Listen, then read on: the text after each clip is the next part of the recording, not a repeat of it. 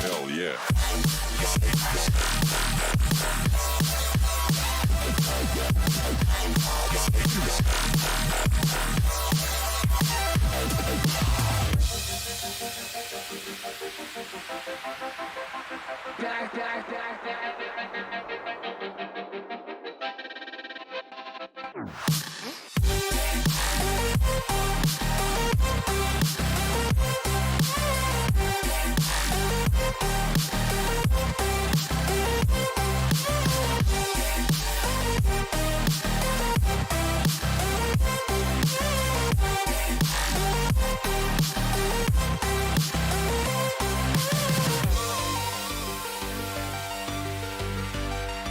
We're back from the dead. Are you ready?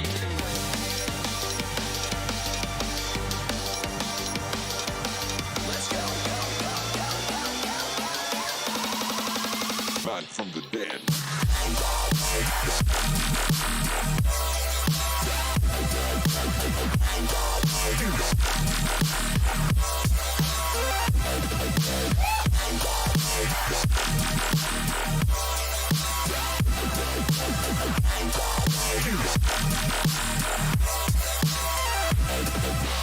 We're back from the dead.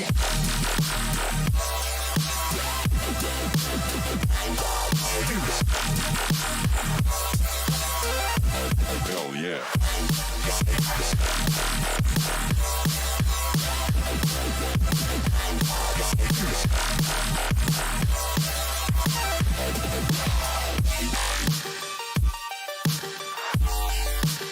We're back from the dead.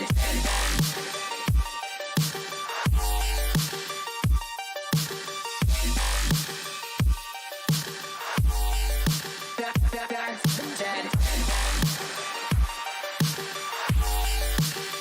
Back from the dead.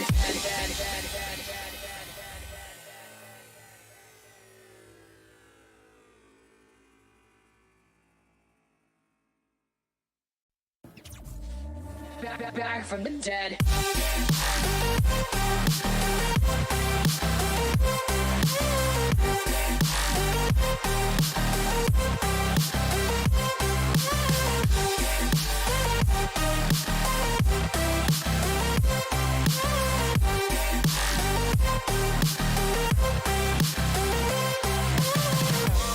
Ladies and gentlemen, you're all invited to go fucking mental on this motherfucking drop. The countdown has just begun. Are you ready?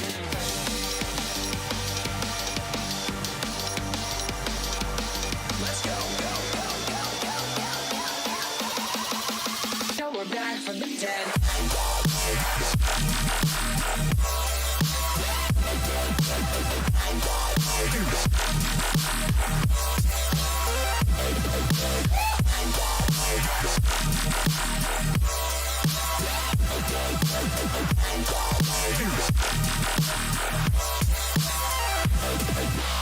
We're back from the dead.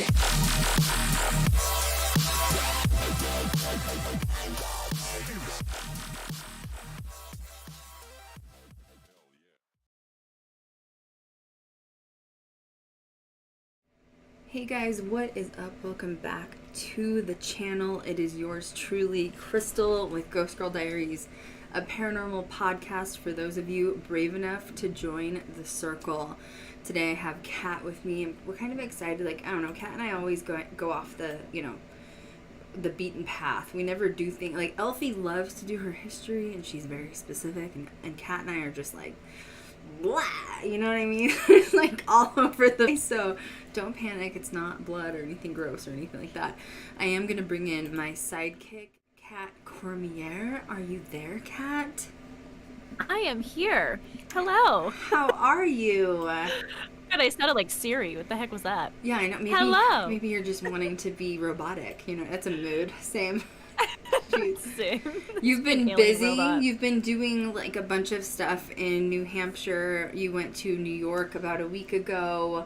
You were floating all over Long Island. Oh my And then after Yeah. that, you've been directing some musical stuff on the West Coast or East Coast. How's it going?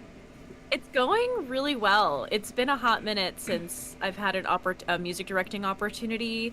But funny story, it's back at my old high school where I did a lot of theater performing and, got my ground roots on that stage. So it's very full circle to be back and teaching these kids. We're doing Little Shop of Horrors, and it's just awesome. It's so exciting. The band is coming in on Monday for the first time, so everyone's really excited. And it's been a process. It's been a good one though. Does it feel good to be back in theater? It does. I just forgot how stressful it is. It's very just like, woo, gotta get all the pieces together. There's a lot of pieces you gotta put together for a live performance. So, but it's been really good. I'm very grateful for the opportunity. So. Well, it's also a lot like film, which is why I think you fell so easily into film, right? Was True. You were already had this whole background of like your parents did musical theater, like it's a family unit thing, and then when you got into film, I feel like it was just like a really easy transition over. It really was. All the pieces fit together nicely because even though the lingo is different, the intentions and action behind everything is the same. Everything has to be moving smoothly. Everybody has to be in their, respective spots in order for all the cogs to move and have this go smoothly. So I can't wait to chat about it. Oh my gosh, yeah, film. It'll be fun. Yeah. I have been editing our feature film, and we've talked about this before, but I feel like we're going to kind of dive into this in like a deeper perspective, I guess. There's so many sides to this that I don't think people realize. And it kind of starts out with being like a public figure. I think that's a good place to start. So it sucks because I was on Travel Channel, and I feel like that wasn't even, it was only an episode. So to me, it wasn't enough. It was definitely, I feel like that was, for a lot of people, that's amazing. Like, you got to go on Travel Channel and you did all this. But to me, it's not my, like, ultimate purpose, like, where I want to end up at, where I'm headed towards. And, then after that, started the YouTube channel in 2015, obviously. I've said in the past that I have, what is that? What is it called? Where you're, like, you don't think you're an important person. Imposter syndrome? Imposter syndrome, yes. I do have that. And I think it's because my ultimate goal is what we've been working towards, which is like the series, the feature, even getting involved with, film festivals last year. Like, that's bigger to me than just like YouTube. But I do forget that I have something that a lot of people don't have, which is, a fully developed YouTube channel. And people get really weird when they find out who you are. And I'm bringing this up because I'm going through it right now with a couple of my mom's friends. A lot of her friends have like stayed in touch with me, since she passed away in January. And she had mentioned to them, like Krystal does film, like she's a producer. But a lot of people don't really understand what that means. You know what I mean? Like, what is a producer? What does film do? Like, I feel like when it's said, it sounds very basic versus, like, understanding what it actually is. Anyway, a couple of her friends have kind of finally Googled me, basically, since my mom's passed away. And they've gotten real weird, man. You've been through this, though. You know, because you've dealt with this, Yeah, it is very strange. Because when you accomplish things, I think that some people in your life see that as like huge, like, and it is huge. It's amazing, everything that's been accomplished, for GGD and with anything in life, that you really want to pursue. But at the end of the day, we're still like human, and there's still a lot of work that goes into that, and like we can still have normal human interaction without somebody having a freak out or getting anxiety over no communication because we're busy. You know, it's not personal. It is, well, especially people that you've known for a lot of your life that didn't really know that, like, side of you. You know what I mean? Yeah. My mom, I mean, there's been a couple that I'll talk about it, but one of my mom's friends, I'm going to be honest, I don't know her that well. I haven't known her that long. She's known my mom since they were, like, in their 20s. But it wasn't somebody that my mom brought me around as a child or even really as an adult. But when my mom died, she was just, like, absolutely devastated. And this is not my mom's best friend. I know I've talked about her since my mom's died, too. But this is not my mom's best friend. She's amazing. Nikki is, like, she's taken me under her wing. But this other lady didn't know really who I was, Googled me, and then apparently she has therapy. And it's none of my business. But she went to her therapist last week and texted me and told me that she told her therapist about me, and her therapist watches Ghost Girl Diaries, and her therapist is, like, really blown away that she knows who I am. And it was just, like, a real awkward conversation, because, like, how am I supposed to act normal after that? You know what I mean? Like, it's like, how am I supposed to respond to you? You know what I mean? And I tried to like segue away, I guess, and, like, couldn't. But it's weird last week, which I don't know if it's because, like, Mercury is going retrograde, you know, here in a few days or whatever, or if it's, like, you know, Venus just moved into Aries, people get aggressive. But I've had one thing that I can't stand, and I don't know if you've had this happen. You know, my social media has always been used for, like, my public personality. I have never had a personal social media, ever. I've never, ever been that person. It's always been used for, like, Ghost Girl Diaries, or, like, you know, even when I was at travel. And when people can't get a hold of me in my personal life, they seem to think it's okay to, like, post a comment on my Instagram, or message me on Instagram, or post a comment on my TikTok asking, like, why haven't you called me back? I've been trying to call. Like, it's almost like they want to be known by association. And, like, I don't know why that pisses me off so bad, because to me it's like social media is my business. Even, like, all the Krystal Leandra stuff is my business. That would be equal to me showing up to their job, knocking on the window, like, hey, why haven't you called me back? You know what I mean? Like, I don't get why people do that. And then it makes me, it's like, dude, first of all, I'm busy. Second of all, if I haven't called you back or returned your call or text, there's a reason for it. You know what I mean? Like, 3, maybe I need some space. Like, there's just, why do I, and, like, there's no unhealed version of myself at this point. I don't think I should have to explain myself either. No. I mean, if you're not responding on a personal level, continuing to harass on social media isn't going to be helpful. You know what I mean? It's not going to land you in a good spot. But yeah, I mean, I feel like social media, at least for me too, I've been seeing it as a tool, you know, and I've connected with some really beautiful souls, and I have the greatest of friends through social media. But as far as posting goes, unless it's like my stories where I'm, like, talking or, you know, showing behind the scenes or whatever, it's strictly, like, work, you know? Yeah. And if you're a part of my life and you're in my life, text me, call me. Yeah. You know what I mean? Like, I'm not on social media to have, like, conversation unless you just, like, don't have my number or something, you know? And it depends, but I totally understand where you're coming from. It's just strange. People are strange. They do it's strange. Uncomfortable. You know, and it all goes back to that whole thing of what we were talking about, which is just being, I want to be treated like a normal human. And I know that that's not always possible, unfortunately, when you've gotten to the point where I'm at. But then again, in my head, I'm still like, I'm not even where I'm at, or I'm not even where I want to be. You know what I mean? Like, in my head, I haven't even made it. Like, I haven't done enough. You know what I mean? And so it's just weird, because then you have to set up boundaries and stuff like that. And it just makes you sad, because it's like, I hate when people do that. It just bothers me so bad. I've had people do it for years, that, like, if I don't return to text in a 24-hour period or a phone call at me, you know, and then they do it like a public comment, like, where are you? Why haven't you responded? Are you okay? Stop. What are you doing? Right. Yeah. Anyway. Nobody, you know, no matter what you do, nobody is really entitled to anybody's time.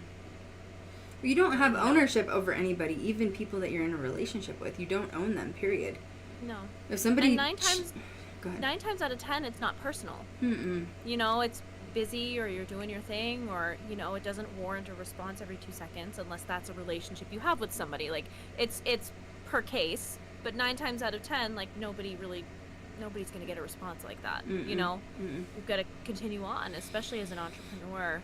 You know, you work the 80 hours a week to not have the 9 to 5. It's just different, and people don't understand what that lifestyle is like unless you do it. And that ties back into where we're going with this, which is, I think people, because you've experienced this too, people have a hard time understanding when you work for yourself. They think that means that you're on a 24/7 bender and you're having a party and you're free all the time. And anytime somebody calls you, you can just drop it at the dime of a hat to do anything for them. And it's actually like the quite opposite. Just because I work for myself and I work from home, I work probably double the amount of hours a normal person does with a 9 to 5. And it's not just because it's harder work, because it is, but I actually enjoy what I'm doing, but it takes a lot more elbow grease to get things done, right? Like with this side of it. It's true, like, and literally, this is a sign, I mean, this is old, but, like, this is an example of, like, a structured schedule for what needs to be done daily. Like, there needs to be something set because our office is at home, you know, all of our tools are at home. Like, just because we're home doesn't equate to us napping all day. You know, it just, we're working, doing the thing, especially with my crochet business. Oh my gosh, man. That was a hard one to combat with friends and family. Yeah, how are you doing with that? Because you needed a break for a while too from dealing with it. You know, I feel like with the panini, we're just gonna call it a panini. You mean the Rona? The Rona? Yeah. It just took a dip, just like any other small business, and I just needed a break. I just needed a break. So I'm hoping to start back up again. In the fall. I'd really like to. I have some really cool ideas, but we'll see where it goes. My door is always open. My website's still up and running, so if folks want to call and check it out. But other than that, I'm not really taking commission right now. You just need a break. Well, you had a lot of... I mean, you did one order that was like 25 like miniature crochet dragons or something. Do you remember that? Oh my gosh, that was like... I remember. That was a year and a half ago. I actually had that come up on a Snapchat memory recently. You're like, I don't want... I was like, I never want to look at a crochet dragon again. Like, we're so grateful for the business. They came out so cute, but that was a challenge. Yeah, I remember. And I never say no to custom orders because I like to challenge myself. I like to learn something new, even if it's a pattern I haven't done yet. And I probably should have... Said no. I probably should have been like, you know what, let's like half this order.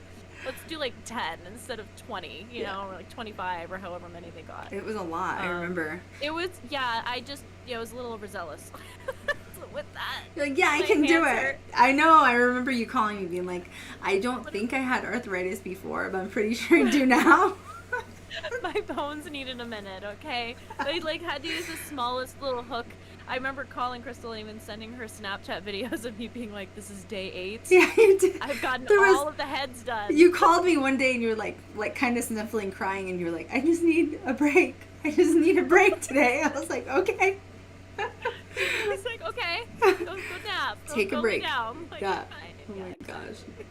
So tying all that into, which, you know, even being an entrepreneur, like going into, you know, being a filmmaker, it's, I never wanted to be a filmmaker. I know a lot of people are going to ask that, and I know I skipped it to a little question on down, but, okay. I talk about it in my book a little teeny bit, but, you know, a lot of Cat holds the book up. It's right here. Amazon. Find Ghost Girl Diaries, the memoir, the Love Diaries. The Love Diaries, yeah. It's not like a lot of people that I've met in this industry are like, oh, I've always wanted to be a filmmaker ever since I was little. And like, that was not something I had. And I know that sounds probably bad on my part as a filmmaker. But what really triggered it for me, was a few things. One, I dated this guy named Grant, and I was with him for 2 or 3 years in my early 20s. And at that time, you know, right when I got out of high school, they have this tech school in Colorado. It's in Lakewood, and it's called Warren Tech, okay? I had applied to Warren Tech when I was like 18, and I got in. I was accepted, and basically, even though I was 18, still in high school, in like my senior year, they accept you to go to trade school, and it basically your high school pays for it. So I got to go to cosmetology school, and I finished cosmetology school, and I was just dead set on being a cosmetologist for the rest of my life. Obviously, it's paid off. Like, I still do makeup and fashion, and it's like hair, my first thing. But when I was with Grant in my early 20s, he was really obsessed with film, and he wanted to be a filmmaker. And he would have me sit down and watch these like really intricate films, and I hated it. I'm going to be honest, I hated it. I did. I'm still like, you love Lord of the Rings, which is very, it's detailed, very long. Your arm is completely tattooed and you know, in lieu of it. And I've seen Lord of the Rings, but I'm not the kind that like cares that much about a film to like sit there and depict it, and you know what I mean? For 8 hours. And he was just really, I don't know, it's weird that there like certain people come across your path, because finally there was a movie that came out, if you guys remember. It was called Memento, and it's essentially a movie that plays backwards. So like the beginning is the end, and it plays backwards. So I watched that with him, which is so weird because I've only watched it once. I've never watched it since. So that must have made an impact on me. I think I'm scared to watch it again because I don't want it to ruin the memory that I have in my head. You know what I mean? Of like how good it was. Yeah. But I watched Memento, and that was the first time I realized that you could do something with a film that wasn't normal. Like, it would play backwards and then forwards and back. It was like so weird. And that was what sparked my interest in film. And but I didn't really still know what to do with it. And then I got on Travel Channel, and that was just it. But it's so weird because even on Travel Channel, I didn't really know what I was doing when I was on Travel Channel. Like, I was not knowledgeable as like a producer and like what it took. But when I was there for that week filming, I like soaked everything in. There were producers and PAs on set and everyone you can imagine, camera techs, audio techs, and I was asking questions. I wanted to know everything right now. It was. I was ready. I was ready. And then I left there like a sponge, and I started studying film after that. Then I got hired on. It's hard because I believe in like book ethics of like teaching you things, but I also feel like hands-on also helps you understand the process. But when you applied to be in with GGD, but I feel like yours was so easy with film because you'd already done production in like music theater. Yeah, it was very strange how it all kind of meshed together nicely. But I understood the lifestyle because I had already experienced it to an extent, but in the theater world. Mm-hmm. You know, filming the pilot episode for me was trauma. Like a moment. Well, trauma. And, you know, I also just, I wanted to continue to do that. Like, I wanted to go to the next location. Mm-hmm. I wanted to keep filming. I wanted to keep, you know, traveling and experiencing those things and investigating. And it becomes addicting. Mm-hmm. It becomes very addicting. And, I mean, July will be... Is it 4 years? 5 years with GGD? Is it 5? Wait. Is it 5? No. 4. I think it's... Okay, yeah, it's 4. It's 97. It's 108. It's been 108 years since you... Feels like it. 100, it's 29,000 years. Trauma included. Yeah. You know what's actually really funny is, and I don't know if I've ever told you this, when I was a kid, I loved playing with Movie Maker. Really? Like, I would actually... Okay, so like... That is weird. That's specific. Okay, but I remember this, my parents remember it too, because the poor things had to sit there and I'd have them sit down and watch the whole thing. But I would create PowerPoint presentations first. Mm-hmm. So I figured out how to like add music to PowerPoint presentations, and I would do like little like slideshows and stuff like that with like music and just like add pretty pictures from the internet. And then I segued into Movie Maker, and I remember I made this like 20-minute video during the holiday season with orchestral background music of Christmas carols. Oh my god. And I had these beautiful, this beautiful artwork, like fading in and out. And I was really into it, and I worked on it for like 3 days, and like I forced my parents to watch the whole thing, and I was just like, listen to this, like look at this. And it's so funny thinking back on that, because it really wasn't as off track as to where I'm at now. Right, yeah. So there must have been something when I was younger that must have been a little glimpse or taste into what my future was going to look like. Music and film, literally. Music and film, literally. It's so funny. I have to get you on the phone with my mom so you can hear about it. Your parents were probably like, "Oh my god, They not hated it another so one, much. Cat." They were like, "Stop, please stop." And I'm like, "This is so beautiful." And I have my headphones in, like editing it, and I'm like in the mode. Oh in the my moment. god, I'm And dead. I was so happy. Yeah, it was so funny. Oh my god, I did not know that. That is weird. That's like you had like a premonition or something about the future. Oh yeah, I was obsessed with it, and then I burnt myself out with Movie Maker, and then I moved on to And then singing, moved on. and then went back and forth. Then I went so back. We don't use Movie my Maker area. anymore though, darn it. We you don't know? use no. Yeah. Mm-mm. What was that on? Was that Windows or Mac? Windows. Was it? Oh my god. Yeah, this was like, oh my gosh, how old was I? I want to say like 12, Mm-hmm. like 90s. 12, 13. Yeah. Oh my god. I'm dead. Yeah, because I was born, 92, so yeah, late 90s, early 2000s. That's hilarious. Yeah, I never did that. I was never that cool. I was just at my haunted aunt's house dealing with ghosts all the time. I know somebody asked me that the other day. They were like, of all things, like how do you're in production, but like how'd you get in paranormal? I was like, it was just part of my life. It was just Trauma. I was born with it, you know what I mean? It's fine. Sorry. But so yeah, the filming thing for me wasn't totally natural, but like for me it was similar in a way. Like you said, you had like that knowledge or that spark. That's what happened with Travel Channel. Like I just knew that was it, period. And it's so weird because after Travel Channel, I literally willingly walked away completely from cosmetology. Just like I had been doing hair, I was making really good money. I was a personal stylist for like rock bands, alternative bands in Denver. And I mean, I was traveling with them. I mean, that's good money. And especially when there was a few that were, semi-famous. And I just was like, done. Nope, done. I already know what's happening. Leading me to other directions. I had worked for a little bit as like an executive assistant for a hospital, and I was making a lot of money. I walked away from it. Walked away. Wow. So it's weird. I feel like when you just get that like all-knowing, it just happens, Absolutely. So Absolutely. the process of filming is like pre-production. And I'm starting there because, we've had a lot of questions pop up on social media about like how does one do this? I've talked about it before, but realistically, so when you're in pre-production, it's before you've even shot anything. And this is when you make a list of locations that you want to go.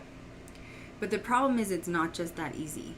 You have to contact those locations, make sure that they will approve for you to even show up, make sure that they'll allow you to show up for filming.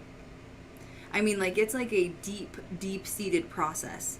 And let's, like, go back to the pilots. Job in itself. It is. You did all pre-production for the pilot by yourself. Mm-hmm. And we contacted, at that time, 50 different locations, like, randomly. And there was probably, 3 to 5 that said yes. Now, also, when that happens, sometimes locations will charge you money, and sometimes they will not. The problem is the way that you present yourself. Because, I've always said, or Kat has always, she likes to, like, question my Aquarius moon brain. Which is, are you a paranormal investigator first, or are you a filmmaker? And I have really defined myself and set myself apart from paranormal groups, and there's a reason for that. It's not to say that I'm better than anyone else, but I am not wanting to go to these locations just to ghost hunt, just to see what you capture on camera, just to use for YouTube. That is not my purpose of going to locations. I have established a production company, and when you are presenting yourself as a production company to a location, You have to be extremely professional, be willing to negotiate and understand what contracts are about, and be able to present yourself in a way that they understand that you will not disrespect the property. Because unfortunately, one big thing that we have always fought and we will continue to fight is a lot of times locations really, really dislike paranormal investigators because they have showed up with like 20 people in their group and they've disrespected the property or disrespected the owners. Or, I mean, let's be real, we've talked about this too. Some paranormal TV shows that we've seen, big ones, without naming names, have disrespected people at locations or locations themselves. And because of the previous experiences they've had with professional shows, they do not want to allow anyone else on to investigate. So either they'll flat out say no, or they'll say, yes, you can come for $10,000. And and I think the reason they want you to come for a money amount is if you're treating it like an actual company, then you have to show up with something to share with them to prove you're not going to deface the location, right? I mean, essentially deface it is literally, I mean, we've heard horror stories about what people have done to locations, and that's why I don't call myself like a ghost hunting group. We are not a ghost hunting group. We are not paranormal investigators. We are filmmakers, period. Right. You have to be that when going in, especially with location management. I learned a lot with that experience. It's interesting communing with some of these locations because when you initially talk about it, you can tell that they're interested. But when you have someone that really defaced it or didn't treat the property nicely or the people nicely, or sometimes they're told to not put like a dark twist on it, and they'll go ahead and film, but it'll be really dark, and then they lose business, dependent on the location. Or it's dark. Like so what Kat's trying to say is, like let's say I own an opera house, and there is a dark entity here, but I really don't want you to talk about just demons because there's certain shows that are just all about demons. Even like look at Dead Files, for example. Like they're like, oh, there's a demon inhabiting and it's gonna take over your child and possess him. Well, the problem is the property owners, maybe for religious purposes, maybe because they're scared for whatever reason, they don't want their property to be shown just as demonic property. They're afraid they will literally lose business on it. But there's another side to that I don't think people talk about, which I think this is a really good point to bring up. Yes, it could lose business if you're promoting it as a demonic location. Also, that's going to attract whoever sees that, if it's on YouTube, whatever. That's going to attract the wrong people, and people that actually do summon stuff or like are interested in connecting with demonic activity are going to show up to that location, and who knows what they're going to do. And then those type of people are also going to deface the property. Do you see where the property owners have concerns? If they're trying to communicate with you, if you're filming here, respect it. And if you don't like what they're saying about the property, then go somewhere else. That's part of pre-production negotiations, right?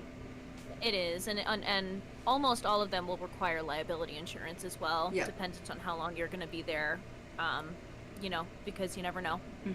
You never know. And you should have liability. I mean, for us, especially if you're a paranormal ghost hunting group, you're taking in thousands of dollars with the like literally one Ovilus is $300 to $500 depending on which one you have, right? Then you have like you say 10 EVP digital recorders. Those are usually $60 to $99 per one. You have 10 of them, that's $1,000. You should have insurance. If you're taking all that stuff with you, you need to have an established business. But it still, to me, goes back to why I don't identify as a paranormal investigator, because they have a really bad rap. Because people have really disrespected owners, property owners, and locations, and they don't like you. They don't like us. Because those bad people, it sucks. You might have 10 great experiences with 10 groups, but one bad group comes in, they're going to always remember that bad group. That bad group's going to stand out from the 10% versus the 90% of the other ones. Am I right? It's so true. It is true every time. Yep. So in the beginning, you're gonna have to negotiate with locations. I sometimes start out with a contact letter, or sometimes we will just call cold turkey and then they will call us back. Sometimes you won't hear back, but you always have to follow up. Because if you don't follow up, you don't look like you're presenting yourself professional. And if you're not good at speaking on the phone or negotiating with people, you need to find someone that can. Because if you're using improper English, improper sentences and grammar when you're communicating on the phone, they are not going to take you serious to be able to come film there. Like, you need to sound like an actual executive business person being able to negotiate this location. Or if you can't do it, have someone else that can. Go ahead. Yeah. Well, it's a business transaction. Literally.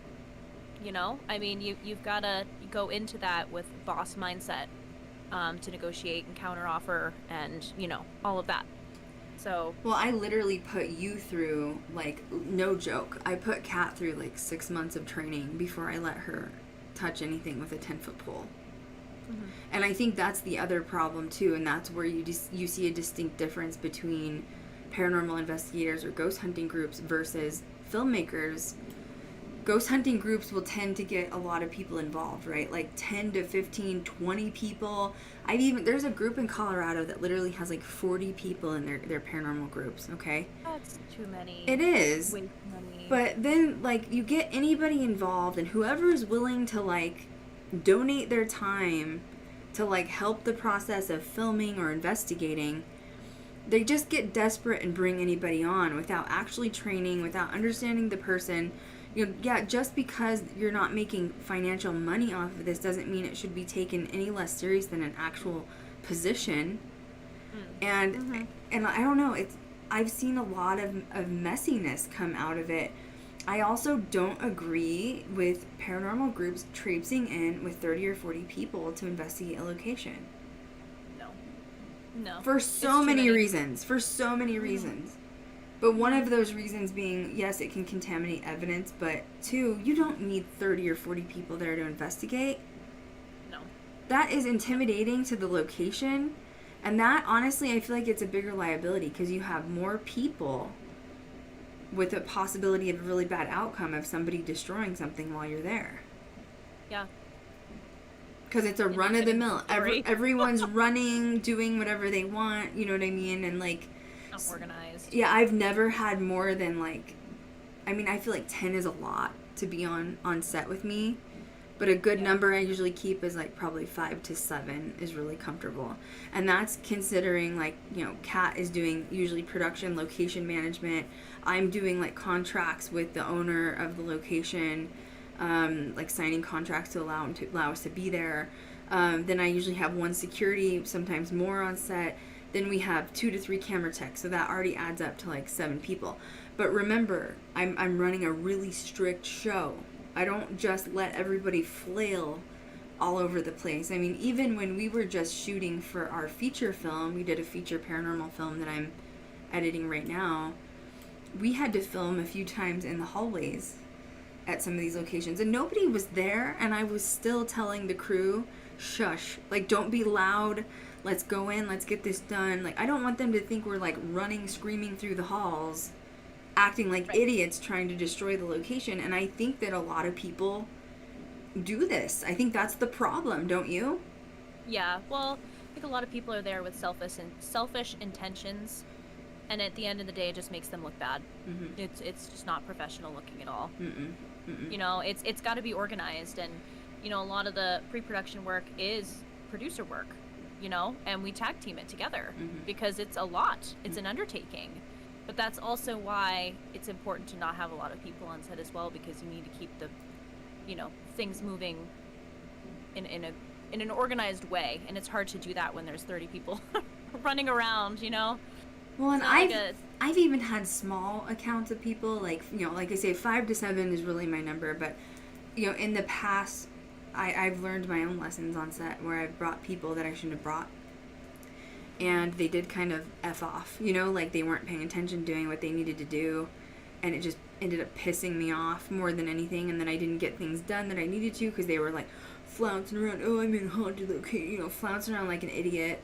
And once again, that goes back to just not allowing just anybody to go to these locations, because if your crew blows it, you will never go back there with your company. No. They'll remember you, and you'll never go back. It's true. It's true. And, it's also a financial thing, too. Mm-hmm. It takes money to go and do this stuff. And, that's why having a reliable crew and people around you is important to make sure the job's done. Oh, it takes money.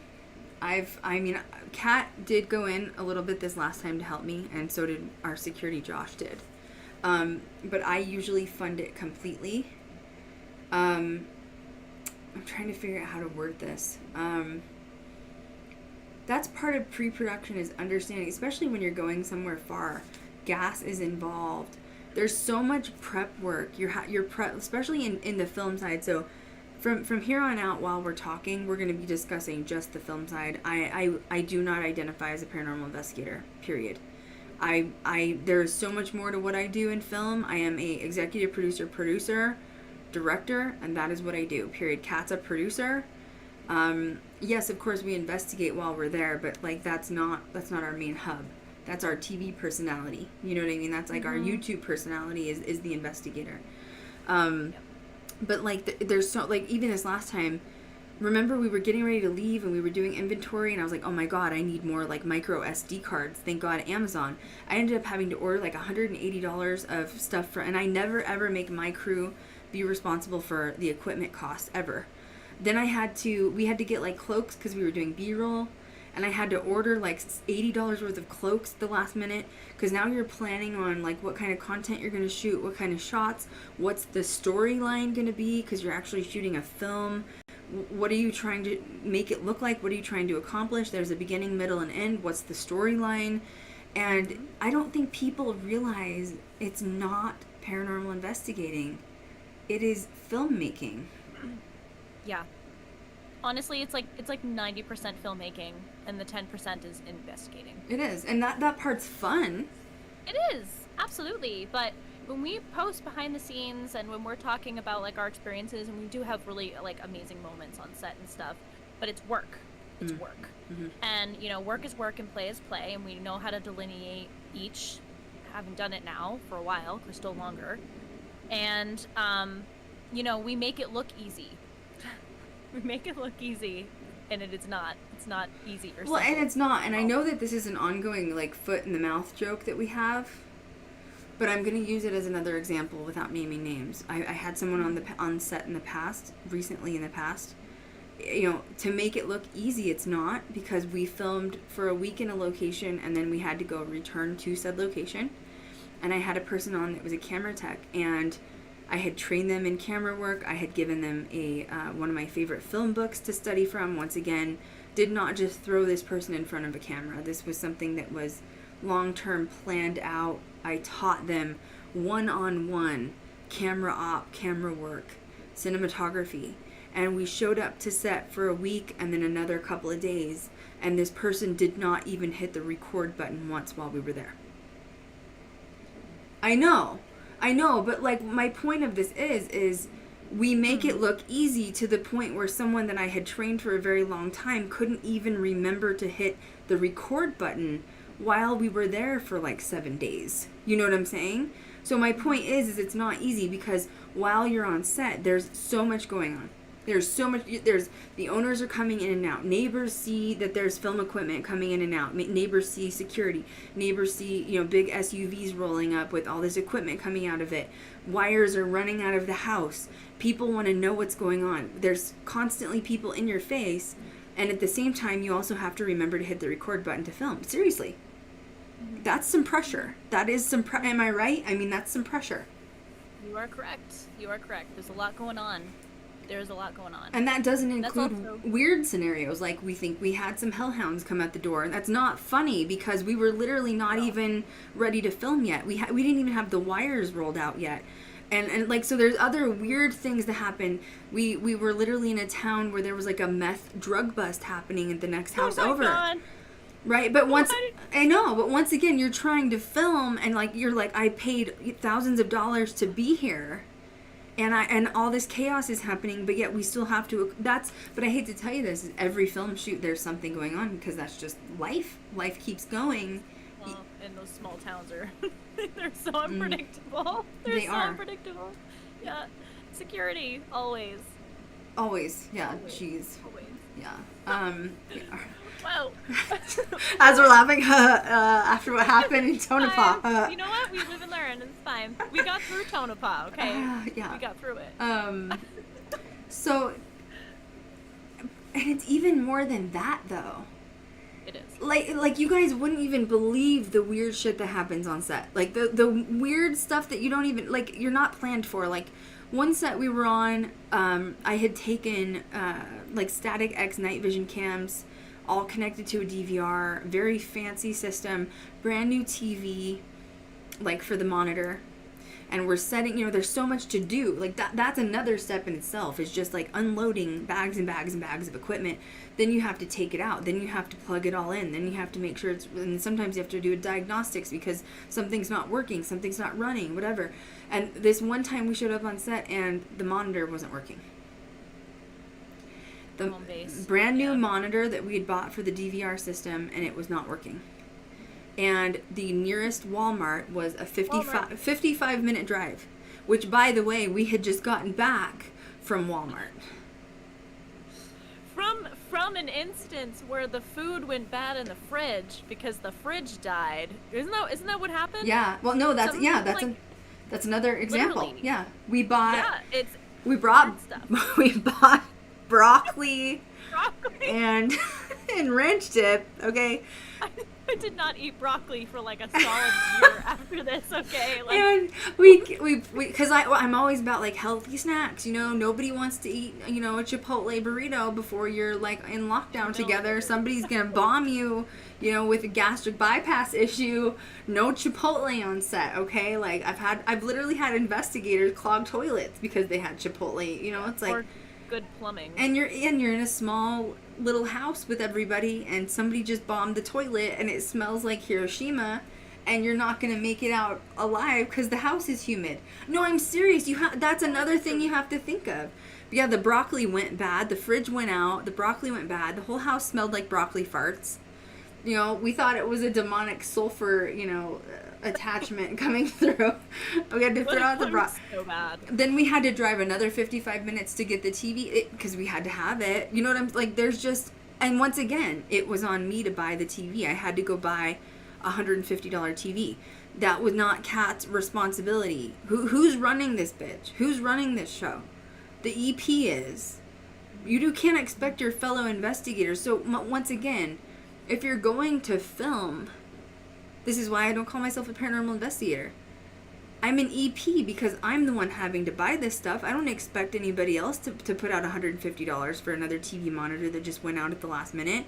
Imagine if a crew showed up that didn't have money and their monitor went out and they'd be without, evidence for the whole night.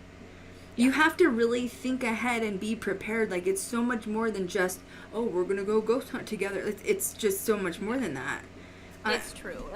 And like, when we're saying that, it's not an issue. We don't have an issue with paranormal investigators. That's not what we're saying. It's just two different lifestyles.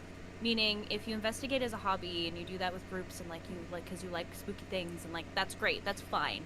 But when you add in the film aspect and you're wanting to get signed to a network, to get these things going and then to actually have this as a career, it's a different animal ball game. It's a totally different ball game. Totally. It's two different lifestyles. That's it. There's no hate. It just is what it is. But you can use certain aspects of what we're saying into your groups depending on what you want to do. Maybe this will inspire you. You can, yeah. But that's not our ultimate goal. Our ultimate goal, it's not YouTube. I mean, we love YouTube. It's done well. But our goal has always been we won a series. We're obviously releasing this feature film. We've won 5 film festivals in 2021, so we have bigger goals ahead, and it does unfortunately take money. It takes money to create this and to make it, and you have to think ahead. I want you guys to think, because I'm always been on my whole channel, like critical thinking, like there's so much more to this than just, I mean, I look back at some of my pilots and I'm shocked I did as well as I did, because I was such like a newbie investigator, and not only investigator, newbie filmmaker. And I've come so far now. I have it down to such a science at this point, from everything I've learned and from working in actual production companies and learning from them, working with producers. And, I mean, God, think about what we just went through too. Like, the town energy gets you all discombobulated too. Oh my gosh. You know, you went to Jerome and you and Josh were like, where are we? I'm lost. I'm like, no, watch the GPS. And you're both like, you know, like it's hard to zone in and focus on that. And so pre-production's complicated. Production, when you get a location, you have to, you know, I don't think people do this either. Even if you're posting paranormal night vision footage online on YouTube, are you having all of your investigators sign a photography waiver? Right. There's a lot of waivers come into factor if you're filming and recording people. And you need to make sure you have a legal document stating that you give them permission to record you and put you on like a professional public platform. Because if you don't have those documents signed, you can get sued. Let's say 5 years from now, that investigator quits, he gets married and has kids, and now he's embarrassed and doesn't want anybody to know that he used to be a ghost hunter, and now he sues you on YouTube. He can sue you if you don't have those documents. It's true in NDAs as well. Oh. If you don't want to keep some things private, that... And NDAs, you know, like, people, like, give... You know, some people hate NDAs. They take shit for it. But, like, I want you to understand that NDAs literally protect everybody. Both parties. Yes. Like, I'm going to tell you the truth. There's some things that I know about people who used to work with me that I should not know about. There are some things those people know about me that they also should not know about, you know, which caused some trauma. On both sides, but like, and then, you know, people get big mouths and decide to open their mouth, but it is there to like protect you, because when you're driving and going to locations with people and spending the night with people, you get to know a whole nother side of people. It's very personal, isn't it, Kat? Now, Kat and I always share a room, and we're like sisters at this point, so it doesn't matter. You know what I mean? Like, say the leprechaun foot. I was like, oh yeah. I was like, there's no NDA for that. Okay. Everybody knows about that now. Oh, yeah. He said everyone's messaging you pictures of feet on social media. Literally, I have people like sending me gifs of like leprechauns and like four-leaf clovers and stuff. And I'm just like, okay. No, but okay. On the negative side, you have stayed with people that you've learned a lot of information on in the past, and it was way too much information, right? TMI, yeah. Which is gonna happen, you know, but it doesn't make it right. You know? No, but that's why the NDAs are important, right? Yeah. Yep. Yeah. Absolutely. I mean, yeah. You don't want to share when someone clogged the toilet, what it looked like, and what you experienced. No, visual. Well, we had one person that just kept clogging and clogging. Do you remember that? Every time we turned around, they're walking with the plunger. I'm like, again, Jesus. I cannot forget. Okay. This is almost worse than the broccoli. It's true, but I mean, I'm just talking to like get you guys thinking. You know what I mean? Like, I want you just to think about why people do these things. Like, when you are sharing intimate places, like you're sleeping in you know, the same house or the same location, or you're sharing food, or you're going to the bathroom in the same toilet. I'm serious. Those are very personal moments, and that's why you create NDAs, is because it's true. I mean, I don't think I've ever done anything weird, but then again, you know, maybe other people with Cat. Okay, there's some tea on me. It was the foot. It was the leprechaun foot. It was the foot. Exactly. Crunch. It just crunched. Crunch. Oh my God. Ooh, it hurts right now. Literally. Oh my God, I'm dead. I'm getting phantom pains. It's fine. Phantom pains. I do get phantom pains. Contracts are important too, because people break shit. You know, like, yeah, I mean, people lose stuff. That's why you need to be organized and have inventory. You need to make sure before you leave, you have everything that you need. Let's talk about another issue, which is, like, seriously, and I feel like this part is always freaking left out. Security. Yeah, that's really important to schedule that, like, immediately before anything else. After booking a location, especially. Well, for a few reasons. So Josh has done my security. He's been with me the longest. He's my literal longest running employee since, like, what, 2016 or something like that? Whatever. Yeah. And he's been with me forever. Now, in public, when we have public events, he's done my personal... He's usually, like, my personal security, and then he'll hire extra other security for other people, and then for the crew, basically. And he does sweeps of the location to make sure that, like, there isn't anyone homeless living in there. Weird things can happen, guys. Seriously, weird things can happen. There was one time Josh was on set with us that this is the same location where we thought we had encountered the hellhounds.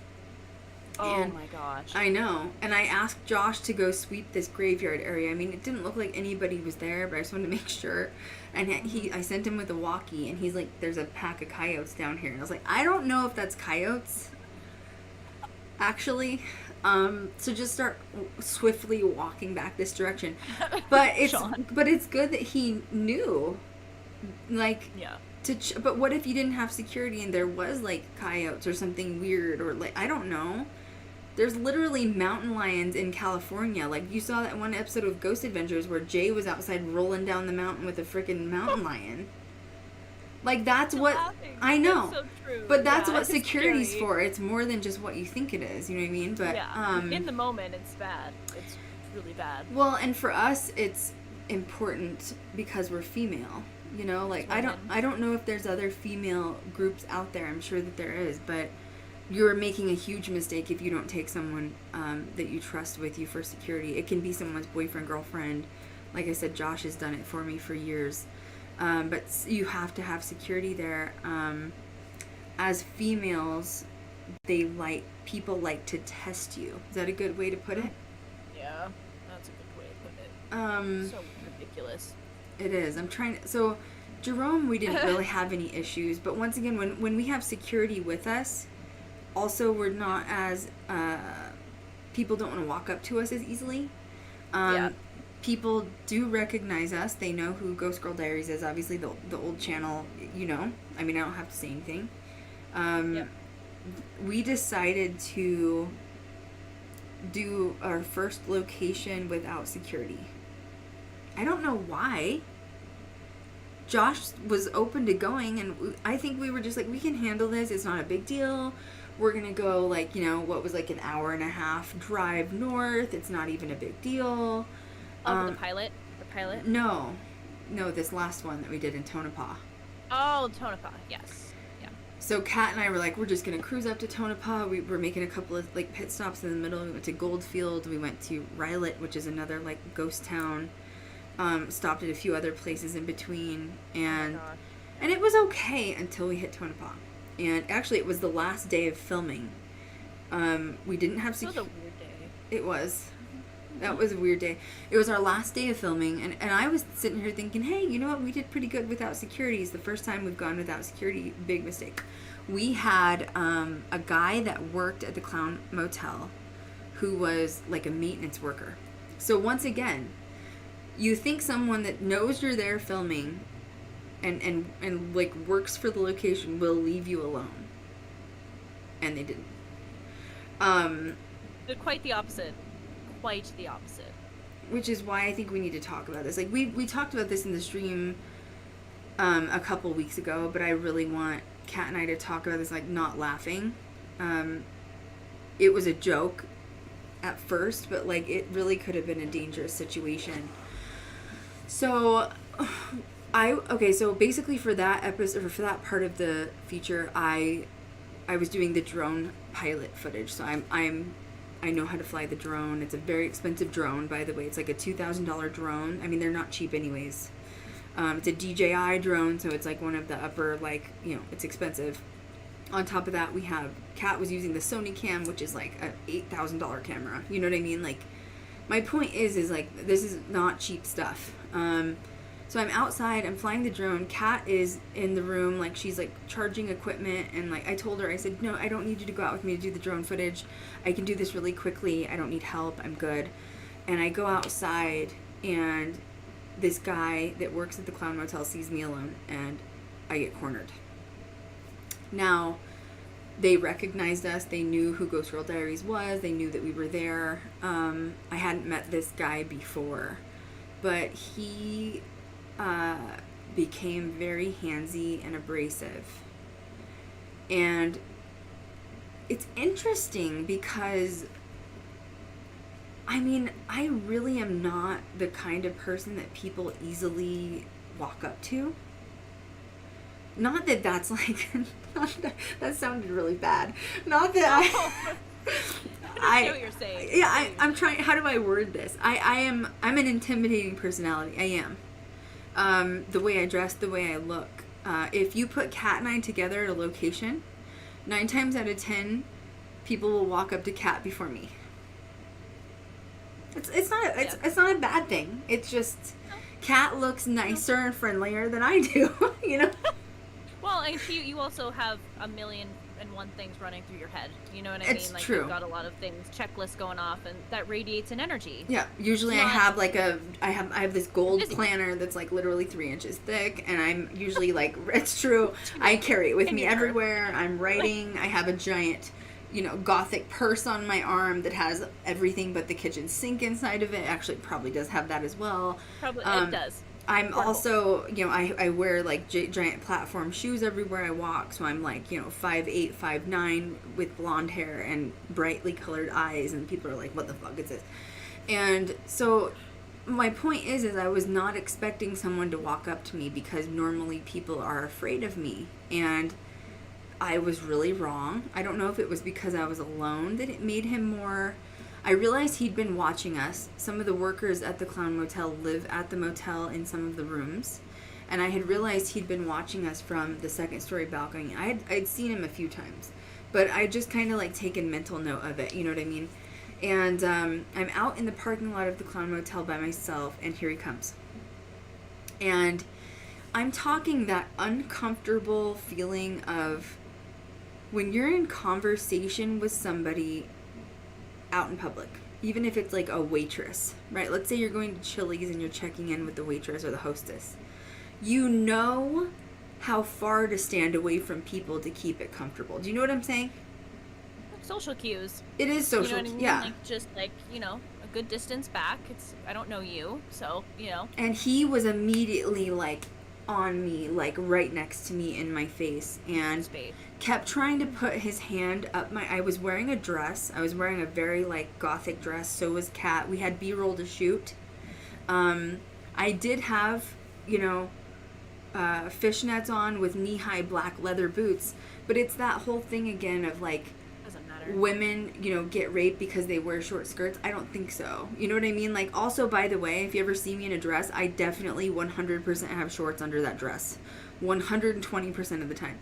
And not only was he trying to stick his hand up my dress, but he was also trying to take pictures under my skirt. Yeah. Once again, he will be poorly depressed by what comes out of that, because there's shorts under there. You know what I'm saying?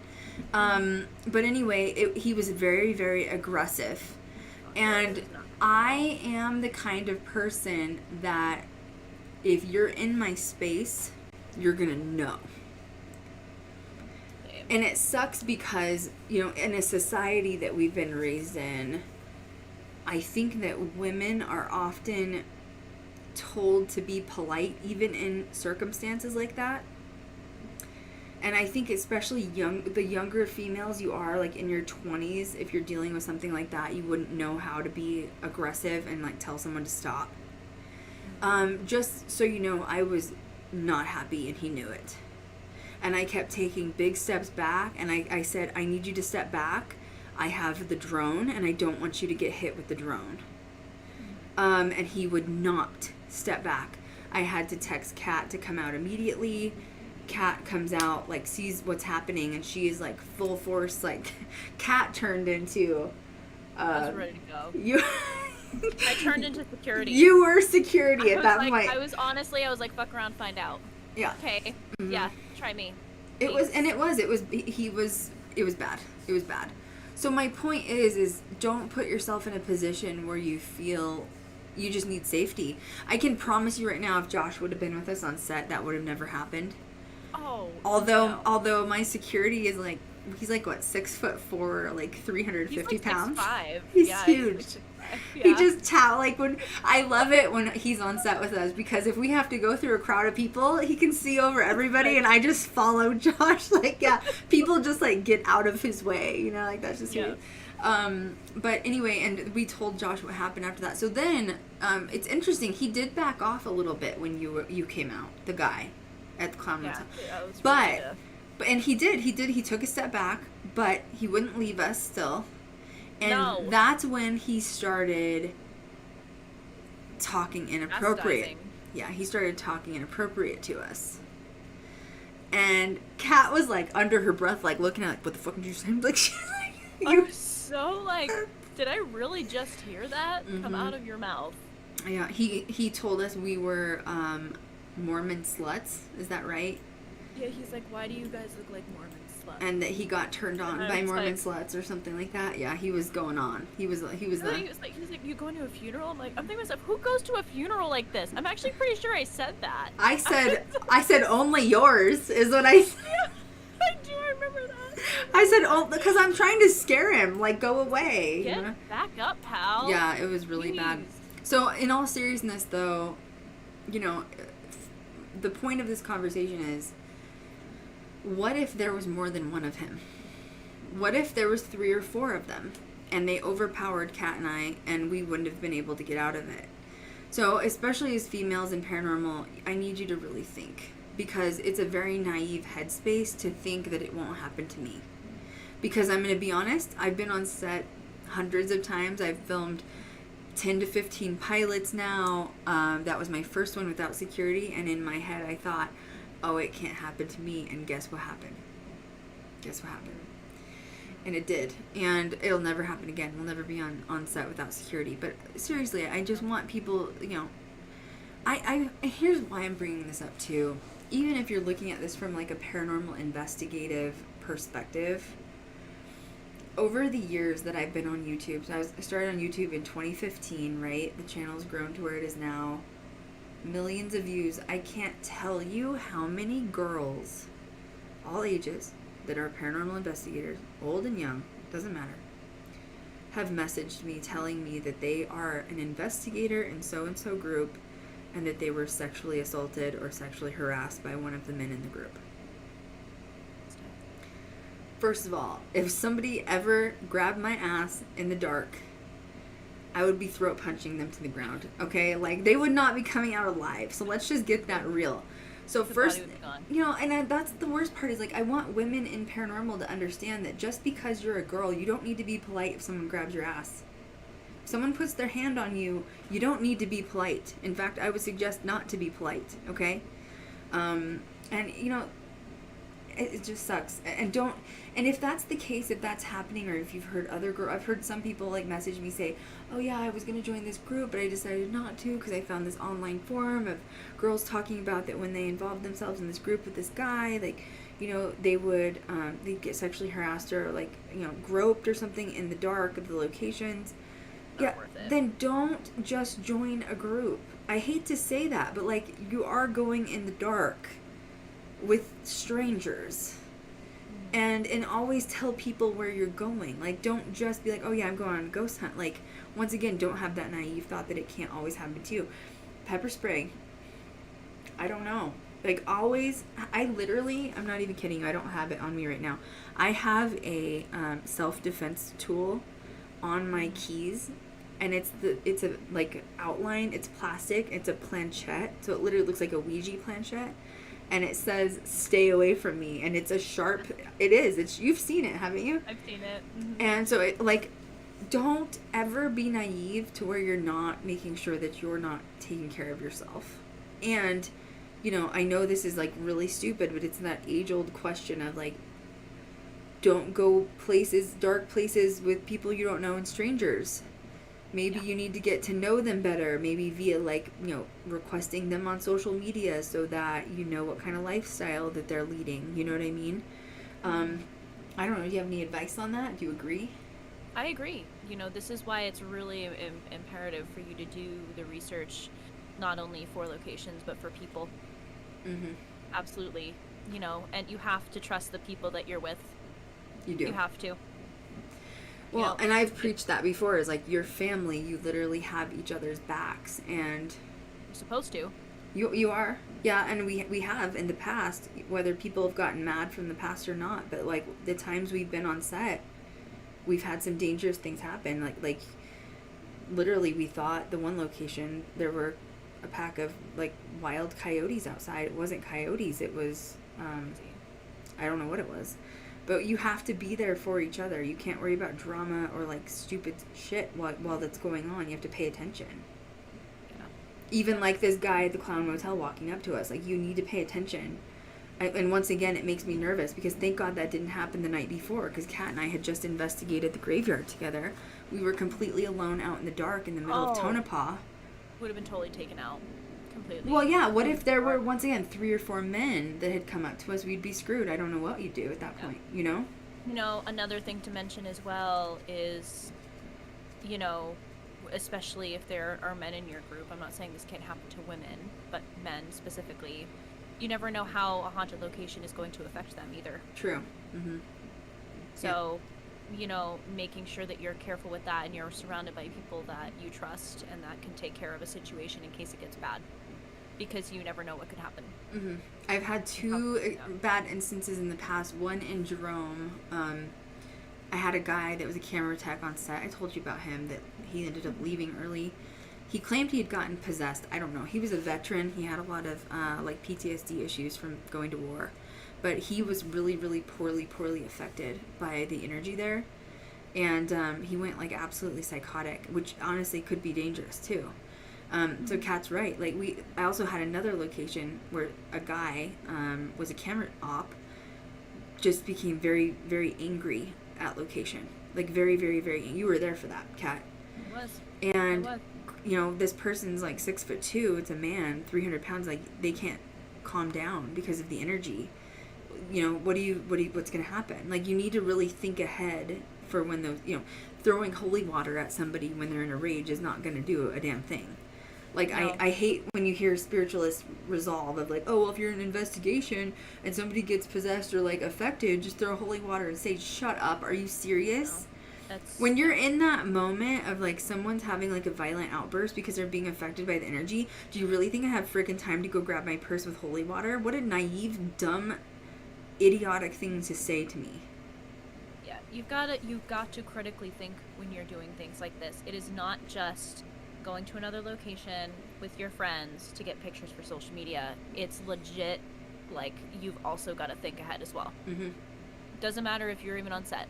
You critically think, plan ahead for worst case scenario, so when it happens or if it does, you are prepared. Mm-hmm. Absolutely. It's not that you can't trust people, but you have to go into it being prepared, because there might be people there you don't know. That's true. People No. that work there, like what No. we experience, like literally, you don't know what you're not prepared for. You could also crush Kat's foot, thinking I was a freaking leprechaun. You know, a leprechaun could just pop out of nowhere, and then a skinwalker just, like, you know, magically appears, and I roll my eyes at it and it goes away. Jesus. I was so done. I was like, no, Oh no. my My foot's still throbbing. You can go back to your hellhole, wherever you came Oh my from, God. and let me sleep. I can't. Meanwhile, security's in the other room sleeping, Pass out. snoring really loudly. No, that's true too. Like, and that's going back to the NDAs. Is like our security is like he snores so bad. It's not even funny. It's fine though. I don't care. Oh. But like, you know, I've had other people do weird things in their sleep. That goes back to the NDA of like, you know, sleep time is intimate. It is. You know what I mean? Like, you make noises, if you know what I'm saying. So Sometimes you say the St. Michael prayer multiple times in lots of locations. that's just why you and I share a room at this point. We're just like, It's fine.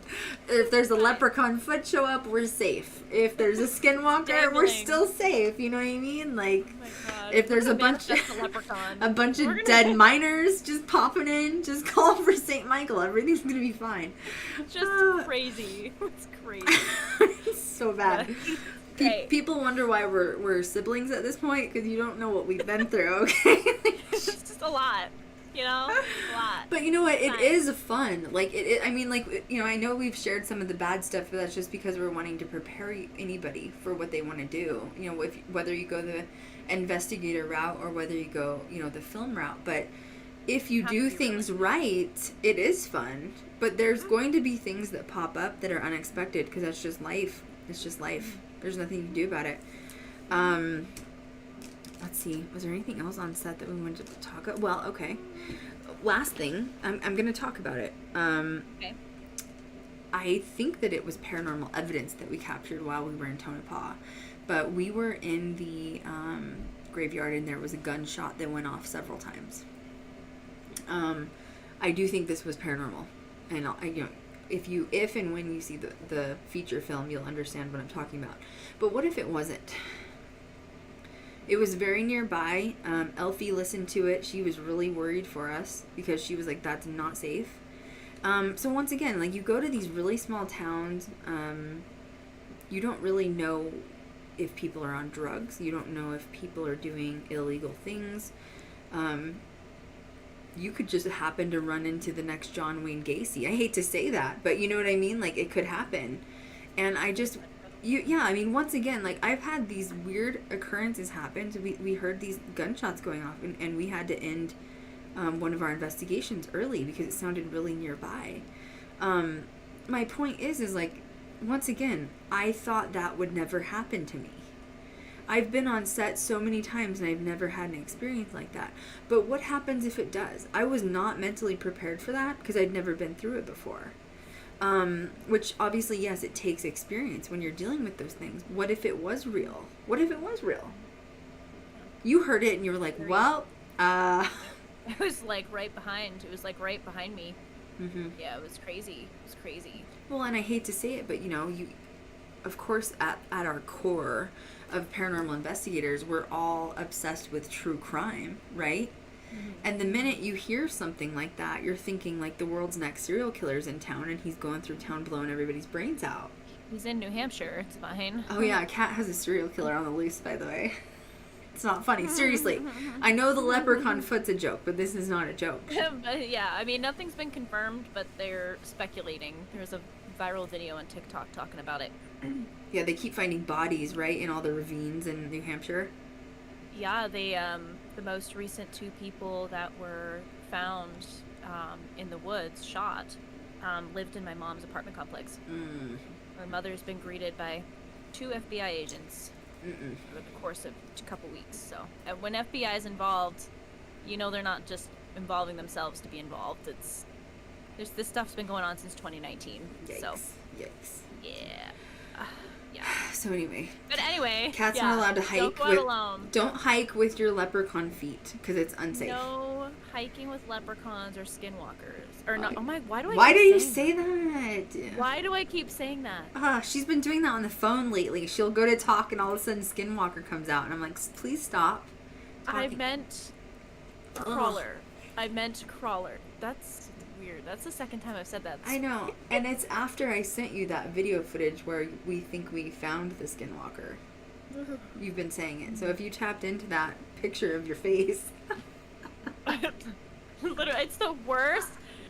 Can I show them? Can I just show them my face? Yeah. Can I show them my face? I was Okay, going good. through drone footage because I'm editing the feature, which I don't know. we're going to talk about post-production next, but I found this still of Cat, so I'm like shooting the drone and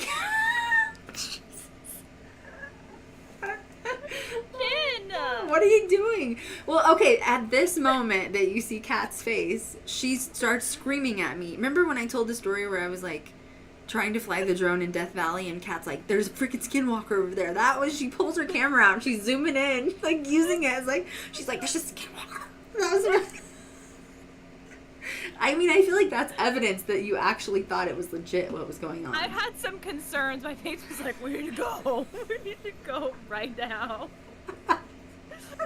I'm sitting here, like, trying to fly the drone and, like, shut up, Cat. Just, like, finish. God. Well, what happened was crazy with that, too, is shortly after I thought I heard skinwalkers and saw them, the wind picked up like crazy. Oh, my God. It almost wrecked the drone. Yeah, so we were like, we need to go right now. No, I was like...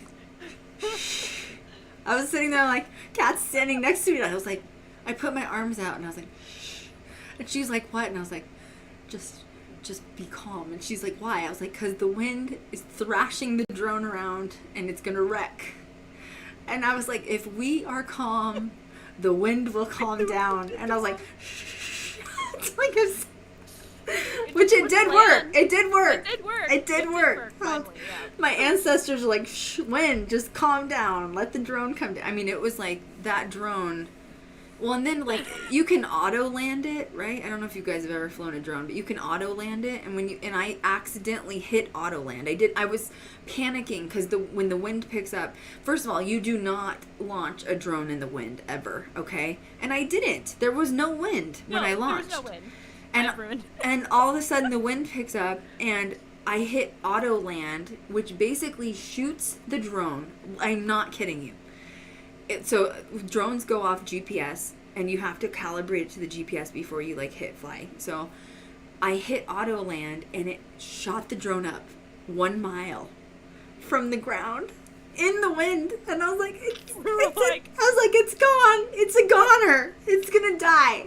I was like, there's like these mountains next to us of like sand, and I was like, it's gonna wreck in a mountain. I just don't want to watch. I was like, So I hit end autopilot, which basically means like don't correlate it to like shoot up in the air. So basically it goes via satellite. It shoots up in the air a mile, recalibrates to the satellite, and then it will land where you launched it from.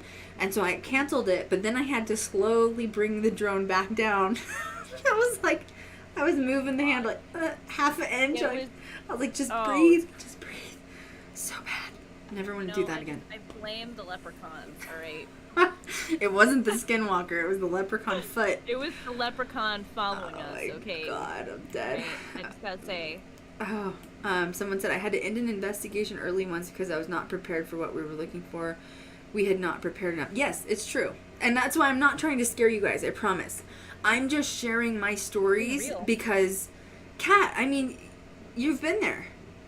Mm-hmm. You've been there. Mm-hmm. I'm going to be... Yep. So when this, like, pack of hellhounds, and I'm calling it hellhounds because, as far as I know, it's coyotes don't come up to humans that closely. There was an actual pack of, like, we don't know what they were. We didn't see them.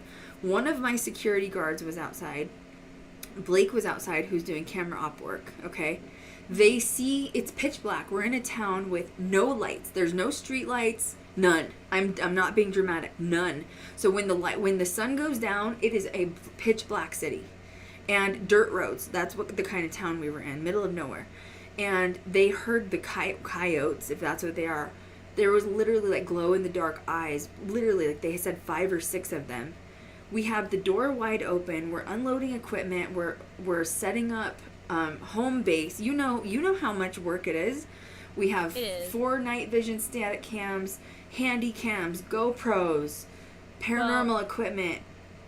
Yeah, and what the problem was is that we were limited in space, so we were running wire from a source outside to home base. Yep. Just to get something going and see if it's working and all of that. And when we heard these hellhounds at the door, which, by the way, they were sniffing the door. Like, you could hear... I think you need to back up before that. The door. You were at the door. The door was wide open, the front door of this location. Our security and Blake jumps in the Durango. Just like... Like, sideways. Leapt... Like, guys, like, I'm talking... If your life depended on it, that's how fast these people jumped in the car, okay? Kat's standing at the door, and she's like, Krystal, something's wrong. And I was like... I mean, and she sounded very serious, because Kat and I joke and laugh on set, and she was like, something's wrong. And I was like, what do you mean? And she's like, I don't know. And she's on her phone trying to get a hold of security because it's kind of far. But they have jumped in this car and locked the SUVs, shut the windows. Like, there's, like, is there a tornado? Like, literally, what is it? And all of a sudden, we hear, like, howls not far. I'm talking, like, once again, it's so black, you can't see anything past the front porch. There's no streetlights in this place. And so, who slammed the door? It was me, right? Yeah, because as soon as we heard the howling, we both ran to the door to try to shut it, but we couldn't shut it all the way because the wires were running through it. There were wires in the door. Running through it. I am laying on the door, guys. I can't get it shut, can't get it locked, and this pack of whatever they were, and once again, I've heard coyotes will not walk up to you like this. There was a pack of whatever it was, and we swear it was hellhounds. They were outside the door, they were pushing the door. They were sniffing at the door. You could hear and see their nose and claws under the door because you're talking about that place was built in like the early 1900s, late 1800s. So the door framing didn't even fit anymore. So you could see under the door by like an inch. And Kat and I are, I'm kidding you, or I'm serious, not kidding you, I'm not shitting you. We are laying against the front door. We were yelling. And the reason why we were yelling was two reasons. One, we needed help because we had somebody else in there that was in the back room not knowing what was going on, and two, we were trying to scare them off, literally, because we had, what else could we do? I scream at other production crew in the house. I'm like shaking talking about it because it was it was scary. I'm screaming at production crew to get knives out of the kitchen. I'm not kidding you. I'm screaming at them because they don't know what's going on, and they're like, why do you want me to get knives? Because I mean, that doesn't sound safe. I'm like, you need to get knives. I think that they're going to break in here and we're going to have to fight for our lives. And it lasted for a good 10 minutes. I mean, it was terrifying. Solid. So once again, do you think that I was prepared for that? I mean, so that's why you have to be prepared. You have to expect the unexpected, because I do feel like on set there has always been something weird pop up, hasn't there? I mean, realistically. Every time. Yeah. Every time. Yeah. And that's bound to happen. Especially at super haunted locations, you know? Now, you had another strange thing happen while we were on set in Jerome. Oh my gosh. And it was the day we were leaving, and you thought it was the maintenance man that was trying to corner you. Yeah, that was really eerie. But we think it was like a patron. We spoke to the front desk. They said he was just somebody paying to stay there, and you think he was like possessed or something cornering you. Yeah, because he was asking for me specifically. Yeah, Cat. Yeah, it was creepy. He was like, you. And there were people walking the elevator, and it looked like he was helping them with their luggage. And I was like, me? And he goes, yeah, you. I need to talk to you. So I was like, oh, sure. I'm thinking like filming, you know. But everyone knew what we were doing. Yeah. Like, it wasn't like a secret or anything. So I was like, well, I need to take a phone call. So, you know, let me finish my call and I'll come down. I'll come find you. And he's like, okay. And then, he went in like the maintenance room too, literally. Yeah. So I thought he was the maintenance guy because he literally let himself into the maintenance. Remember, he let himself in the maintenance room because we took the last the trolley cart. So he went into the maintenance room to grab another one and then joined us on the elevator. And he was helping people load luggage. So he looked like he worked keys. there. And he had like a giant thing of keys, so I just assumed he was maintenance guy. So when he initially said, which was very eerie by the way, because he did not blink when he was like, you. And he was in the hallway from the elevator. We had just filmed in the hallway, and we had done some shots where I was we'll talk about that next.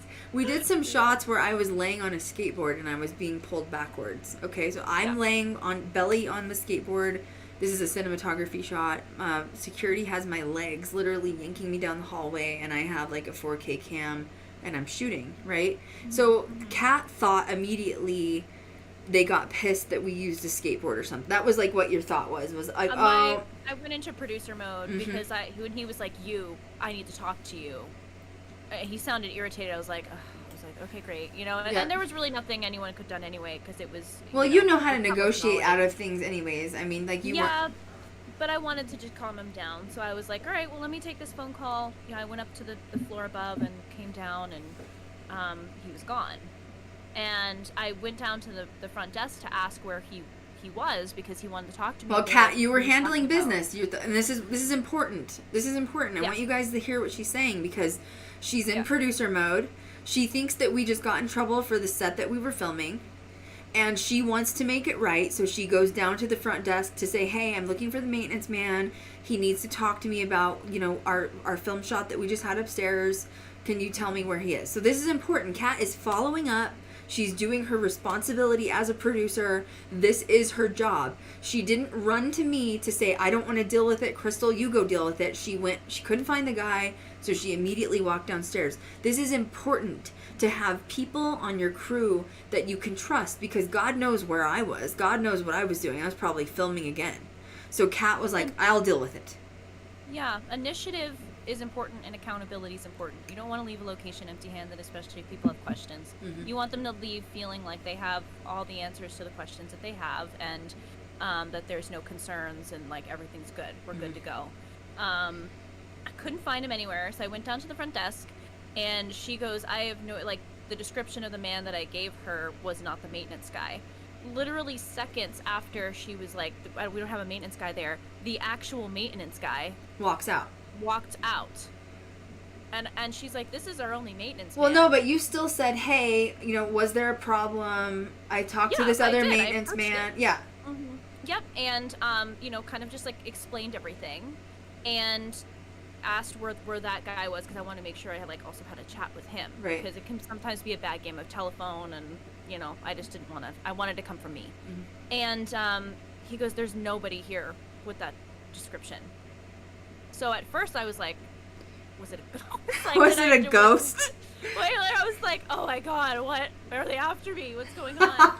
Come to find out, he was a patron at the hotel and was not the maintenance guy at all. And they realized that the door to the maintenance room in the back was unlocked. He just literally let himself into the room, and I never found him after that. Never found him after that. And they were creeped out, though, because they didn't know why he had the maintenance keys on his ring. He had, a huge ring of maintenance keys, so they were trying to find him. It was very eerie. I do think that there was something taking control of him, because the way that he looked at me in the hallway was very honed in, creepy. And I was like, me? And he goes, yeah, you. And I was like, okay.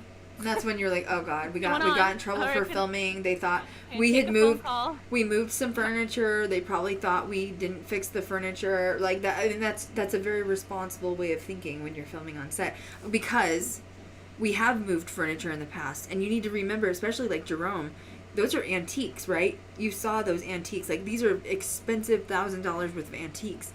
And I always make sure we take a picture before we move things, and then when we move it back, everything is placed exactly back where it was. So please don't screw things up. Even think about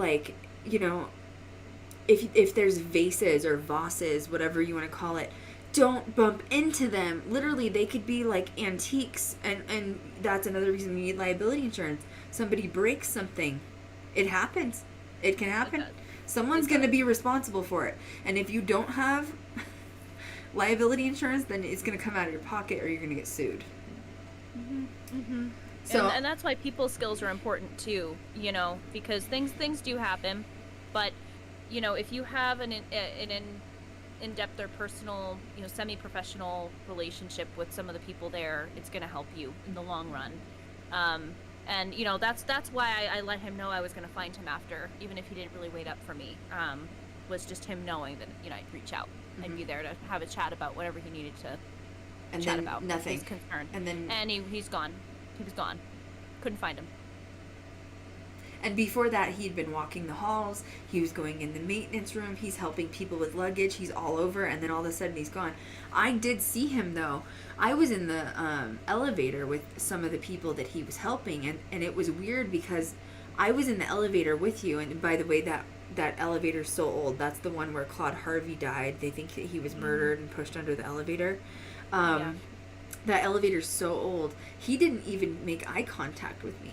But once again, not shocked, because as I've said before, if you put Kat and I together, 9 times out of 10, if we're on set, people will walk up to her before they do me. I also think people know that I'm, like, running it, and they don't want to, like, interrupt me. You know what I mean? But he didn't say a word to me, so I was like, what? He didn't even talk. He was very fixated. He was very creepily fixated. And I think what creeped me out was me reiterating me, and he goes, yeah, you. Yeah, yikes. He did not blink once. He didn't blink once. Like, it was crazy eyes. It was crazy eyes. And I was like, oh, great. Which is why you thought we were in trouble, which is a legitimate, Professional's face, it's fine. You know, like, let's chat about your concerns. I'm open to that. Let me find you after. I'm dead. I'm sorry. Like, all right, okay? look, we moved the antiques bag. Nothing's been broken. Yes, you And, did. like, You saw my boss on a skateboard, but I promise everything's safe. Nothing was broken. Yes, you did see security running, pulling her from behind the skateboard, but honestly, nothing got hit. Everything's safe. By the way, are you possessed? I'm just making sure you're okay. Like, I'm just making sure you're not. It's okay. Is it the leprechaun? Are you upset about the leprechaun?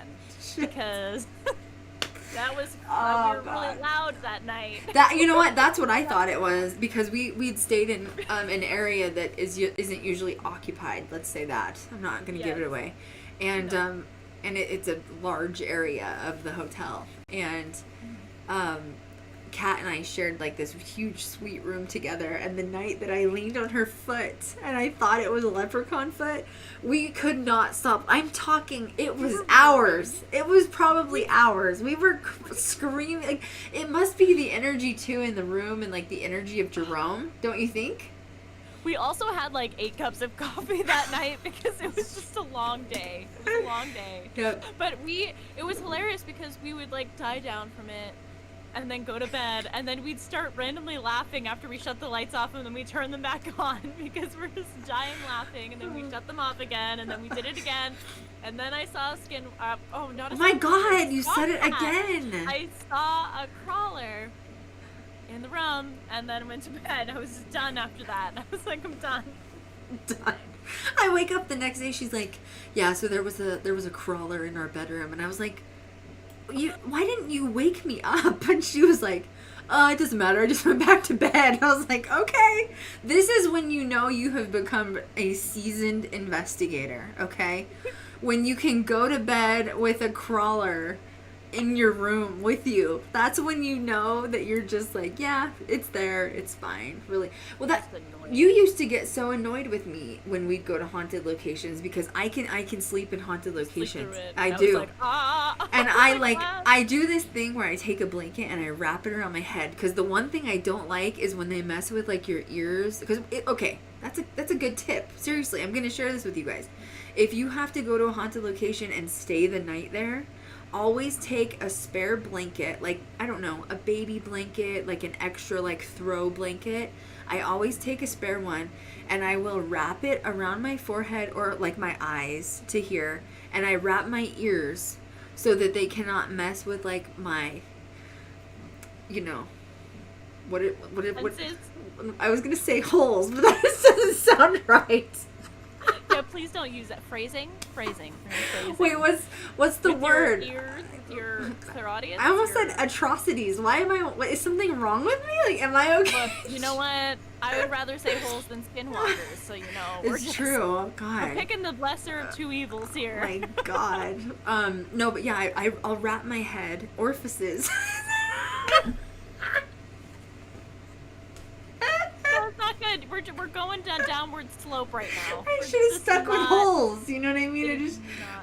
Okay, well, you know, if you have leprechaun feet coming out of your ears, just protect it with an extra blanket, and you're good to go. You know what I'm saying? But then that night, I was getting slapped by something in the face. I really was. But I also slapped in the face with. It was like a baby hand, and it was like. It felt. No, I mean, I don't want to say baby cat. I don't mean like an actual baby. I mean like. I didn't mean like an infant hand. There's an infant. Like a little, like, leprechaun hand. It could be after we manifested it. No, but like it was something that was very lightly just like my nose back and forth, and like kept, like, you know, trying to wake me up. And instead of looking at it, I would pull my hand up and be like, stop. So, but that, yeah, it does. It means you're seasoned when you can. And the cat, I am happy to announce that she is finally at the point that when she goes to haunted locations, she just sleeps through. I'm so proud of you. Thank you.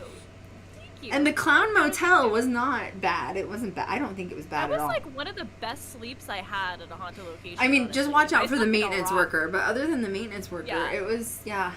I don't You really know- sense anything negative there at all, to be honest. No, Exorcist lady was nice. Yeah, we were in the most haunted room, and it wasn't that bad, honestly. No, it was fine. Okay, so if you guys have any more questions about pre-production or regular production, just, put them in the comments and I'll see them. Let's move on to post-production.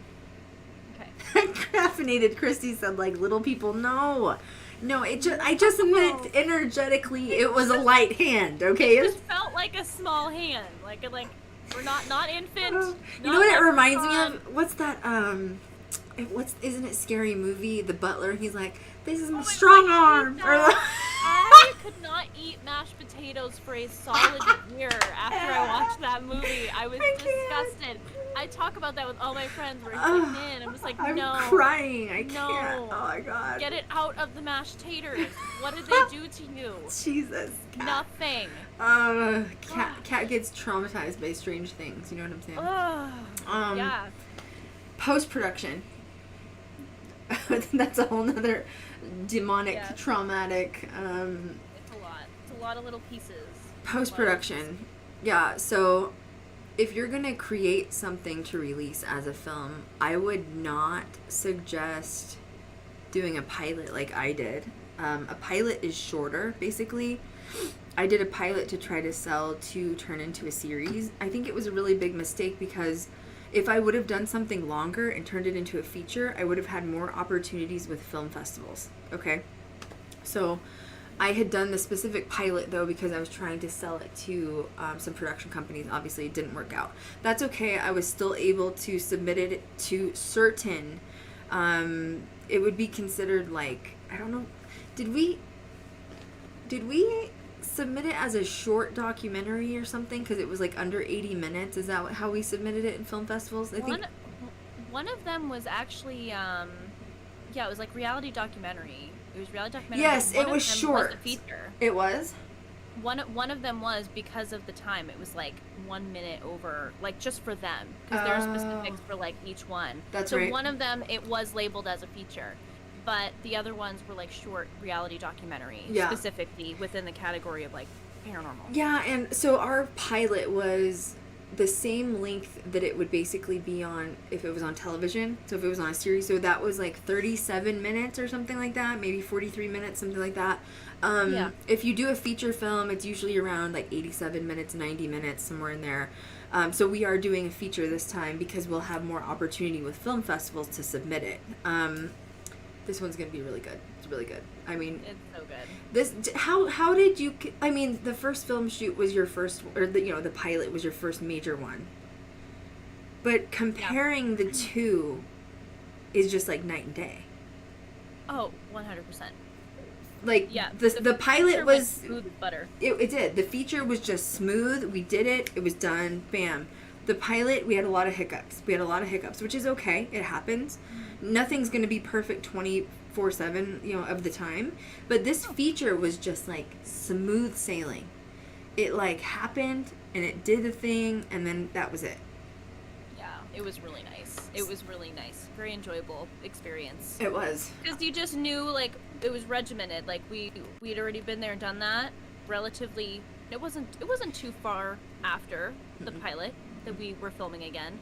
So we had already had an idea of, like, okay, here's what we need to do first to make it easier for this process going forward. Here's the shots. Here's the shot list, and Well, that, how and we're I gonna be used doing the this. same people on set. Well, most of the same people, not all, but most of. And I think that now, that's why I think it's so important when you have people that you trust in your crew, because now you guys all know how to interact together. And It's true. you've done it before, and everybody knows what their position is. Nobody questions it. We all know what we need to do, and All in our it job. just did it. It just happened. Yep. And in production, it's good to get that down because time is money. So when you have people in their jobs that aren't doing other people's jobs or, questioning other things or disrupting what's happening. It just makes things move a lot easier. It is. A lot easier. It is. Editing with post-production. So I am a person of many hats. I do have a post-production team. Shout out to Jeff and Ben. I love them so much. I will not be using them this time. This time I will be editing it myself, and I will be doing audio mixing myself. This is not something that I suggest for people to do unless you have a lot of editing experience. Lucky for me, I have thousands of hours under my belt of editing experience and even audio experience. And honestly, I'll probably still send the final cut to Jeff just to make sure he thinks it sounds good, because he worked on Beekman's World, if you guys remember that from the 90s. But, my point is fighting off a project like this is not for an amateur filmmaker. Is that a really good way to put it? Yeah. And I mean, what's the definition of amateur versus pro? I don't know. I've done 10 pilots already. Most of them are on YouTube, not all of them, but you've seen a lot of them. I've won 5 film festivals, and now I'm at a point where I am very confident in the work that I do. I've always done like side hustles of edits for like production companies. Obviously, I was a field producer for many years in the industry, and I think that it takes that long to get your confidence up to be able to say, I can do this myself. But now I want you to talk about quality control and the quality difference between like I'm going to use this term loosely, like my orifices. Wait, that didn't sound right either. My orifices are not loose. Like, let's Okay. Oh my gosh. I'm out. No, I'm serious. You and I were just talking about this the other day. There is I want you to call it as it is. YouTube quality. There is a YouTube quality versus a television quality versus a feature film quality. So I want you to talk about what those mean. Like, what does it mean to look like your YouTube quality?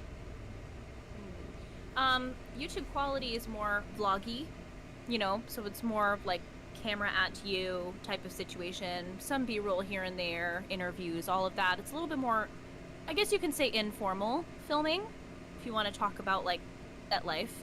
And there's really great quality YouTube stuff out there, not knocking it, but it's just its own thing. It's a little bit more, I don't mean amateur in like a not experienced way, but it's just not as like regimented as a legit film set. And, the difference between a feature, like a scripted feature and like reality are two different things. Reality moves a lot quicker. Mm-hmm. Reality, you have a plan in place. People have their jobs. They know what they need to do, and it gets done in a timely manner, but it moves quickly. We got to keep going. You got to, keep it moving. We're going to go to the next thing. It's fine. Whereas a scripted feature, like, for movies or anything like that, is legit schedule, and it's for like years. It's for a long time. It's a long time. Like, especially if you're, the biggest thing that I had learned from research and, working under Krystal's wing and having her teach me so much is, like, if you want longevity as a producer, if you want to work in film, reality is the way to go. Mm-hmm. Reality is the way to go, because you're going to get more jobs, or if a show keeps getting signed for seasons, like, that's the way that you want to go down. That's the path you want to go down. So it's easier to get into reality than it is scripted. So what she's trying to say is, if we start with reality and we get all this done with reality, it is easier to slide into a script. Like, let's say we do Ghost Girl Diaries for 14 seasons, and I turn around and look at Kat and say, okay, now I'm going to shoot a scripted series, and I'm going to do a scripted feature film, and you're my AD, right? Which is assistant director, which that's somebody who's right under me. That means Kat has now slid right into scripted. Scripted is really, really hard to get into, where reality is, quote, easier, is what she's saying. It's just a different world. It's a different world.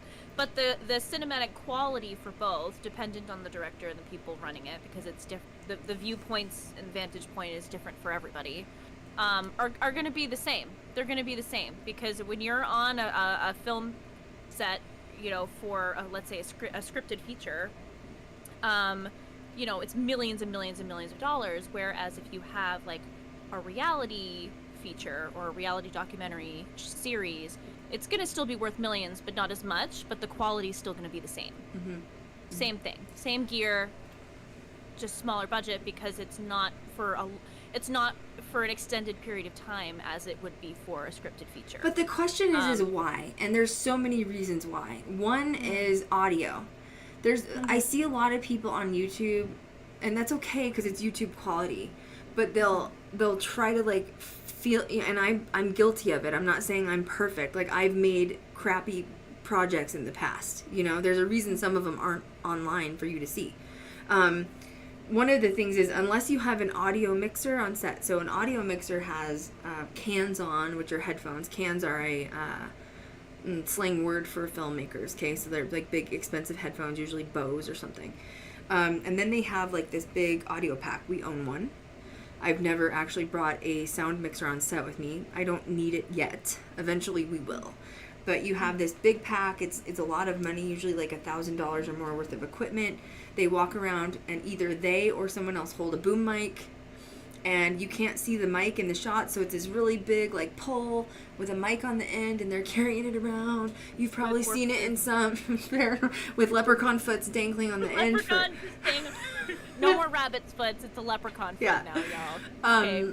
But what'll happen? My point of this is like, if you have a boom mic operator, it doesn't matter which direction you turn to talk, you can still hear that person as long as like the mic is in their visual like area.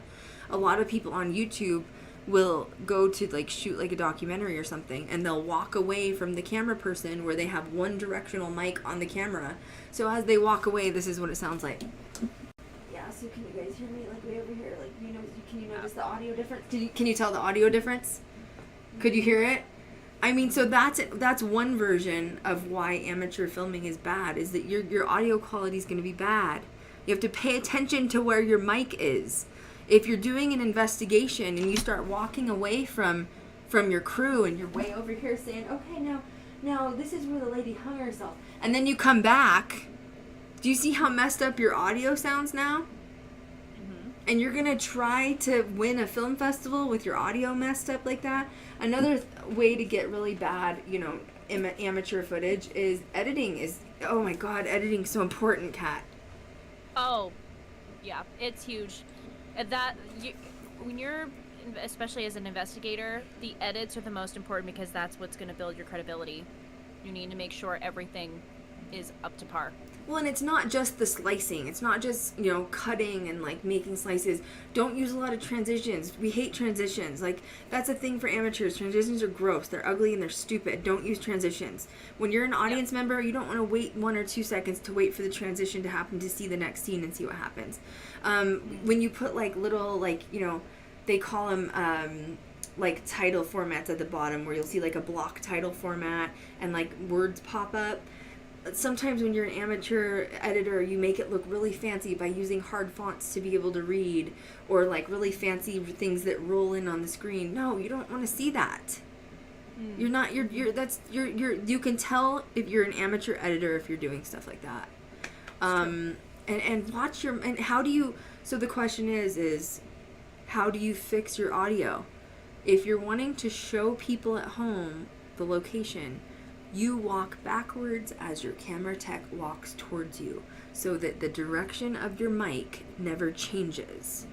This is all film 101 stuff. And honestly, I think buying a film book wouldn't hurt. Get on Amazon, get a documentary film book, and study the shit out of it. Get on Masterclass, pay the $100 a year, study the shit out of all the documentary classes on it. And you can literally learn everything off of online now, and experience just doing it, just going out and doing it. Voiceovers, really hard and really important. It is. I actually I write my script before we film. I do things backwards. I know people are gonna look at me like I'm crazy, but that's my version of filming. That's a good time management thing, though. Well, for me, I do that because then, if I write the voiceover, you can never have too much. It's better to write more than not enough, Then you shoot all those scenes, and now you have everything that you already need. But now you need to go back in and you need to record it. I had to literally build a sound booth in my house that I own, And Kat and I both are talking on professional microphones right now that were very expensive. Like, you can't be cheap when it comes to especially post-production. Oh my God, you'll blow it. And then there's, like, weird things. There's, like, when you're editing audio, there's things called, like, de-essers, which, like, you can get, like, little on, like, you know, when we're talking right now on the microphone. It's going to be really loud right now till I edit it later. You know what I mean? But, like, you have to really think about what goes into all that audio editing. Now you're layering audio. You're bringing in music that goes with it to, like, build up, you know, the transitions of what you're doing and the storyline. And you're adding sound effects. Well, then the even harder part is you're editing paranormal footage. Spirit Box is horrible to edit. Am I right? I know. It's just really bad. It is really bad. It doesn't matter how good your audio equipment is. It's just is what it is. It's the PSB7's like, you know, like it's always gonna sound grainy and gritty. It's just, you just gotta figure out what decibel to put it at. Yep.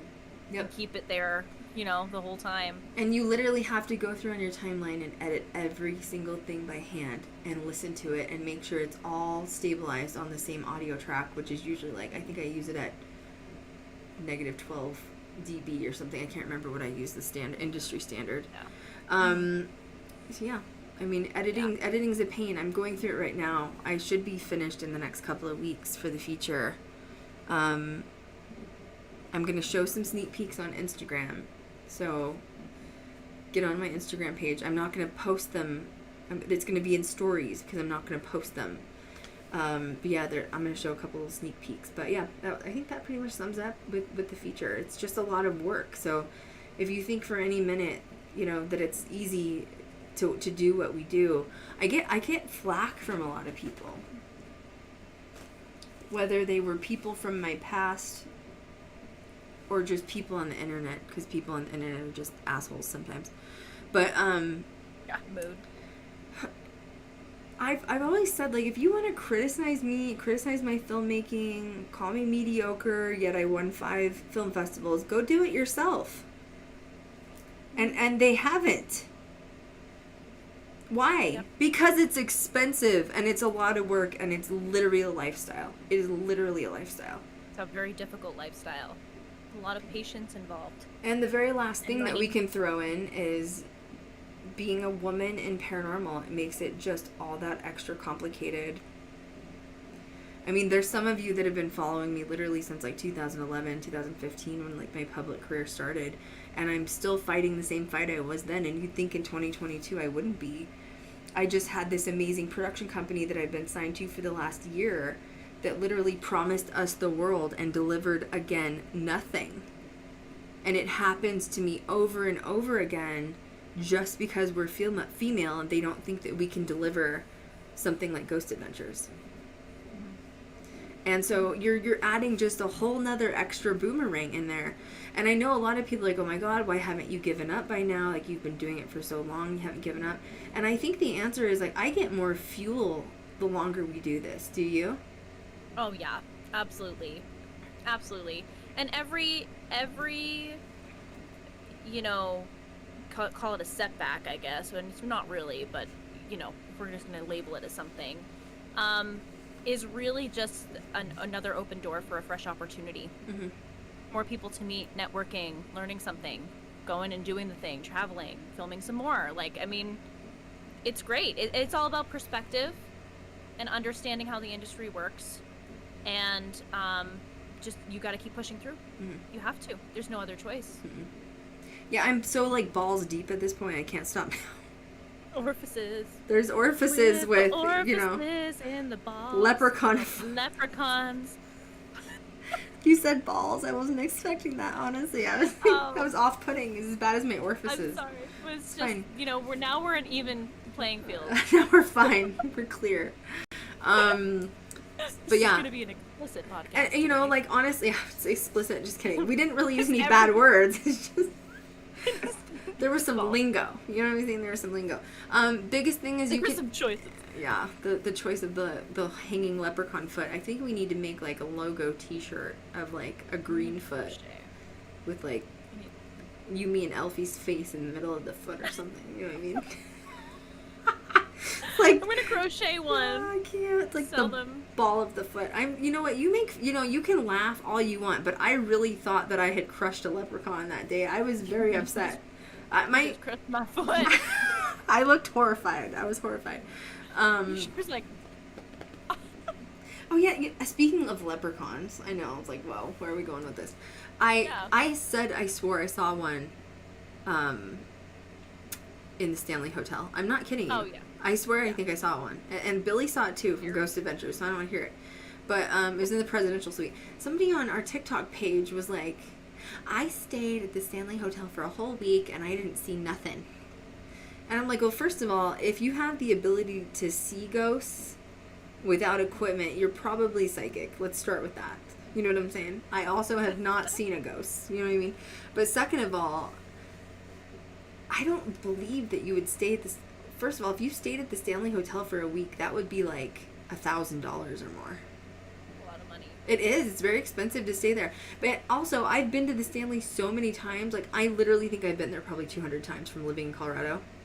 And I have never not had an experience there. Like, I've had really good experiences and I've had really bad experiences. So I'm like, how did you not experience anything at the Stanley and you've been there for like a week? Unless you're like a total skeptic and you like totally have it shut off to the point where you just don't want to experience anything at all. That's probably what it is. So That's probably what it is. anyway, Honestly. she was like, Stanley is not haunted. I was like, girl. That's because Cat's foot wasn't in it. Maybe that's where the leprechaun came from. You know what I'm saying? You know, it's officially it's like the Annabelle doll. It's attached itself to my foot. Okay. There was a video of Annabelle the other day on TikTok. I don't know who posted it, but like they were. You saw it. You said you thought you saw it. I did. Yeah. And they're like dramatically. Was it Tony Sparrow? And he was like, Tony, taking it out. We're taking the doll out. And And everyone's like, we're taking it out. We're taking the doll out. And I'm like, why are you acting like that? Why can't you just take it out like a normal person? What are you doing? Because it's Tony Sparrow. Don't even get me started. Don't even get me started. And then there's all these people commenting, I wouldn't do that if I were you. Oh my god, it's Annabelle. Oh my god. Look, I'm not saying she's not haunted. Cat's met Annabelle. It's haunted. Definitely. Yeah. But I'm just saying, do you have to act psychotic around it all the time? Like, oh my god. Oh, god.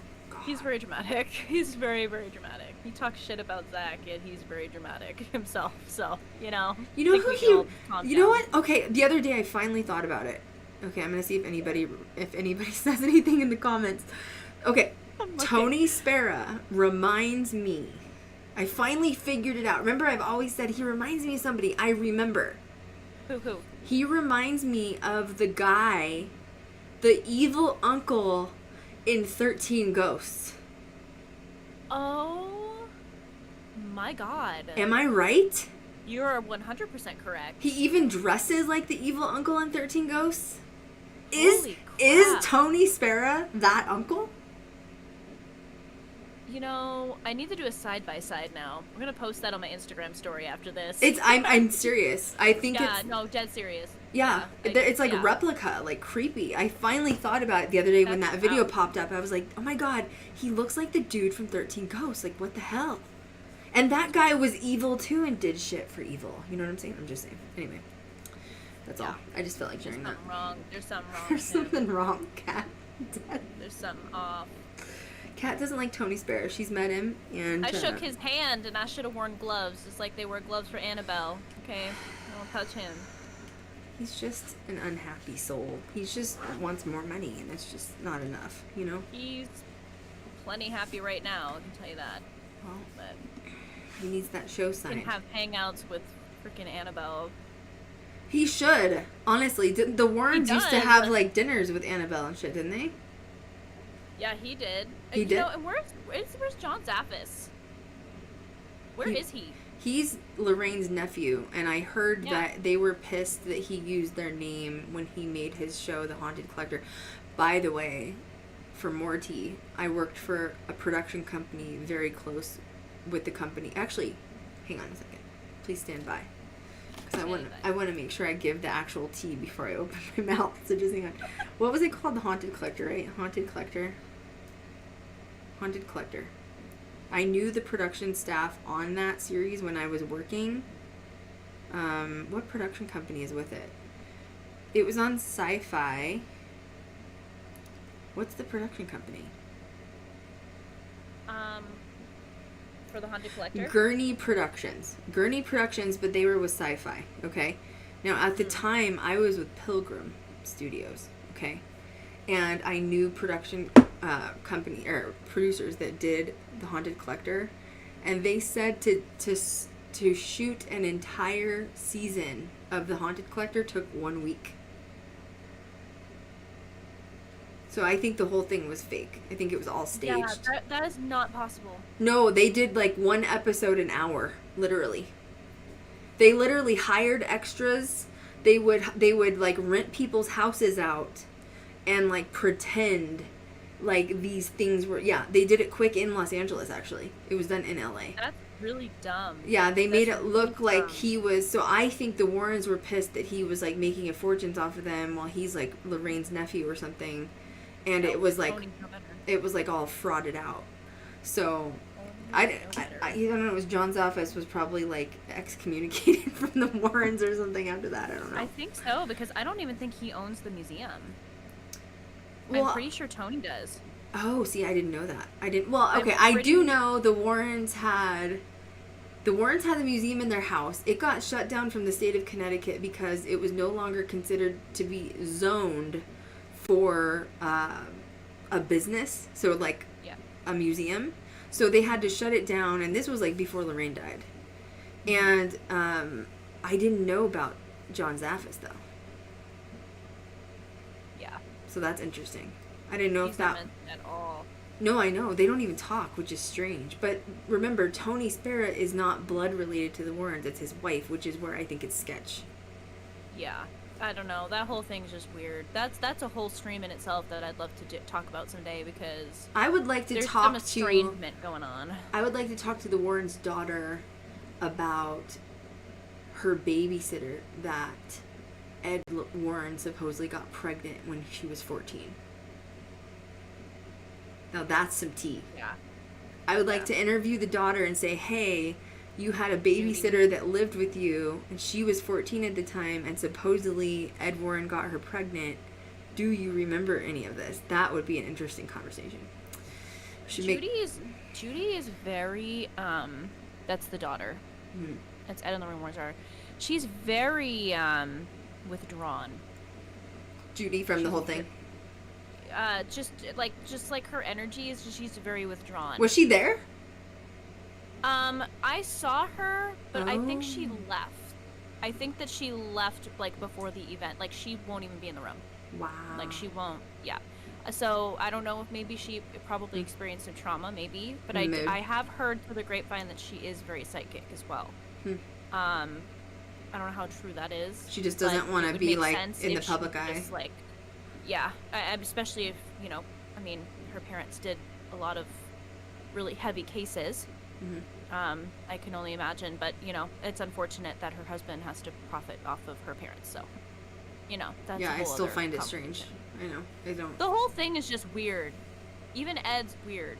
Ed was weird. Well, no, I don't like Ed for sure. Like, I think he was an opportunist, and especially when all those court documents came out that like he actually got the 14-year-old pregnant. He's like a pedo. Yeah, I was not interested. We should do a refresher stream on that. We should do a refresher stream. Because there's a lot to unpack there. Well, and I'd love to hear more about Zaffis as well. I don't... Is he even on social media? I'm just going to look really quick. Do you guys care? This is what Kat and I do on the phone. I know. Sorry, we're going off on a tangent right now. I know. This was not on the docket. But that's it. John Zaf. How do you spell it? Oh, there he is. Pops up. He's got 1,000 followers. That's it. On Instagram. The last post was March 2nd of 2021. He does have a website that says johnzaffis.com. Oh, it looks legit. Still looks legit. This is it.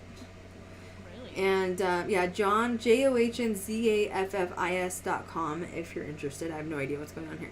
I have, oh wait, ready? I have 43 years of studying and investigating the paranormal. I have the resources and experience to help people in need and to spread the word of the reality of supernatural. What? What does that mean? Wait. Did I read that right? I have the resources and experience to help people in need and to spread the word of the reality of the supernatural. Does that make sense to you? Because that doesn't make sense to me. No.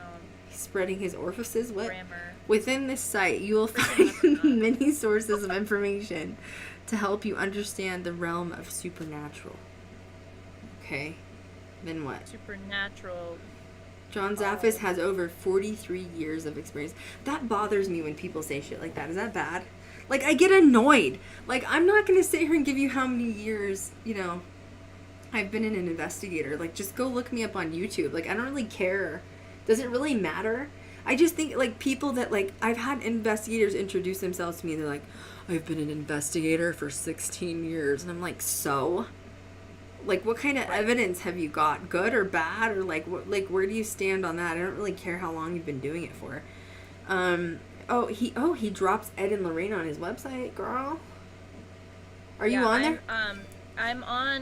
I'm trying to look up who owns. Oh my God, this the is some Occult tea. Museum. We're ending the stream with some tea, some mofo tea. Tony owns it. He has had the opportunity. This is on his website. He's had the opportunity to work for and with his aunt and uncle Ed and Lorraine Warren. This sent John beyond, looking for ghosts and hauntings. It sent him beyond. He is beyond. Okay. Beyond help. Someone needs to help. Someone needs to give him. Someone needs to rewrite this for him. This is really bad. Well, it's really not going well right now anyway, so I don't think it matters. Hauntings and... Oh, this is such poor English. Ed and Lorraine Warren. The grammar is just not here, okay? It's just not. This sent John beyond, looking for ghosts and hauntings, and into studying demonology under the Warrens. Oh, see, never trust somebody that says they're a demonologist. Never trust somebody. Immediately not trusted, okay? Let's see. Oh, this led to John's involvement with cases of possession and exorcism, which gave him the opportunity to work with prominent exorcists in his field, including Roman Catholic priests, monks, Buddhists, rabbis, and ministers. John has assisted and worked with well-known exorcist Bishop Robert McKenna, Father Malachi. My cat's name's Malcolm. We call him Malachi. I'm going to call Malcolm Father Malachi from now on. Do it! And Reverend June. His research has taken him throughout the United States, Canada, England, and Scotland, covering several thousands of cases throughout hands-on investigating. Through hands-on... Oh, see, this is bad English. He needs some commas in here. I can't read this without commas. Yeah, Tony Sparrow owns the Occult Museum. The one that he used on his show? Like legit, like the Occult Museum, Ed and Lorraine Warren's museum. Tony Sparrow owns it. So it's not even under Judy. It's not even under. I don't think Judy wants anything to do with it. Wow. Judy. I would assume she probably signed it off to Tony. Okay, just so you know, John has first. Sorry, I can't. I have to keep reading this. I just need you to know, John has a lot of first-hand paranormal experience. This includes experience with ghosts, poltergeists, demonic, and diabolical entities. What is a What's a diabolical entity? Isn't that a demon? I thought that was just something. Apparently. Why are we throwing around fancy verbiage here? What's going on? John Zaffis owns a museum in Connecticut called the Zaffis Museum of the Paranormal. And it literally says, the intriguing personal collection of a professional demon chaser. Don't ever trust somebody that calls themselves a demon chaser, okay? Don't. This is wild. We're going down some dark rabbit holes here, guys. Sorry. He is This is us daily. Okay, once again, this English is bad, so I can't really read this. So something about he has knowledge that he used for channeling reincarnation through past life regression. I'm not sure. He is firm in his conviction that such phenomena exist. Some freaking orifices, man. So John bad. has been featured on his orifice in sci-fi television series, including The Haunted Collector, Discovery Channel documentary.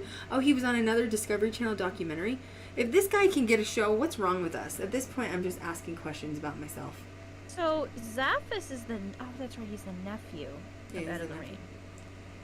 Alright, I'm done. So, okay, so that would make sense then if Tony owns the museum, because they would have given it to Judy.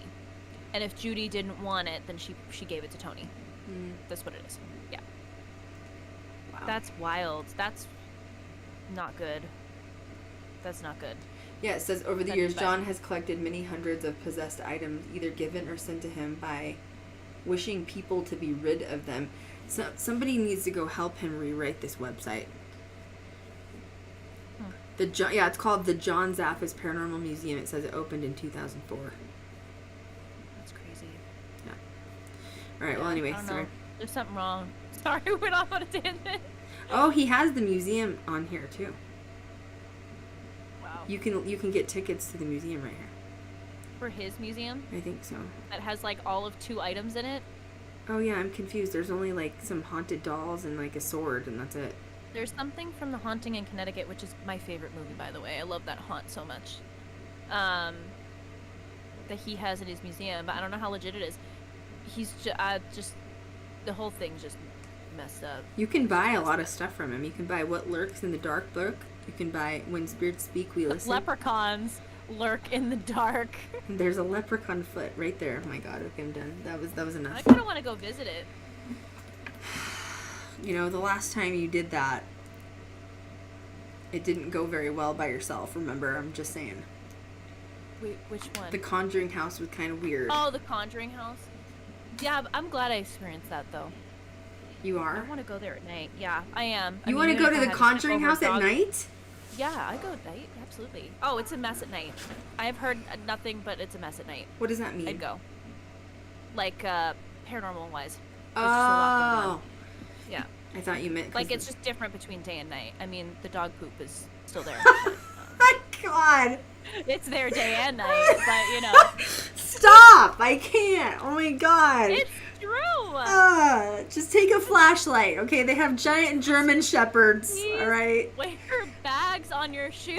It's really good fertilizer, okay? It's really good fertilizer. That's going to be another stream in itself, okay? Actually, I'm pretty sure we already did one on that, but we can do a refresher. I can't. The things we have been through, I just can't. I also, when I was in New York, I was in Garden City, New York. Oh, wow. I was like 20 minutes from Amityville, and I was like this close to going. But trauma. But trauma. Yeah, that probably would have been fun. That's what Kat called me, and she had some family, you know, we all have family issues we have to deal with. Yeah. Well, that's just normal. And she's having some, you know, things happen with her family, and issues. She calls me and she's having issues with her family, and she's like, I think I'm going to go to Amityville. And I was like, I think it's a really bad idea. Like, really bad. And she's like, but I'm like 20 minutes away. I was like, considering what's been going on, I think it's a poor choice, Kat. And so she listened to me the next day. She's like, yeah, I didn't go. I was like, okay. Going through a distressing time, first thought in my head, visit Amityville. It's like, tell me you're into paranormal without telling me you're in the paranormal. It's like, that's definitely one of it. My mom gets murdered. She dies in January. Oh, we're going to film a feature in February. What? Are you okay? Yeah, that's how I deal with my trauma. When someone dies, I just go on a ghost hunt. It's fine. I'm fine. I've got this.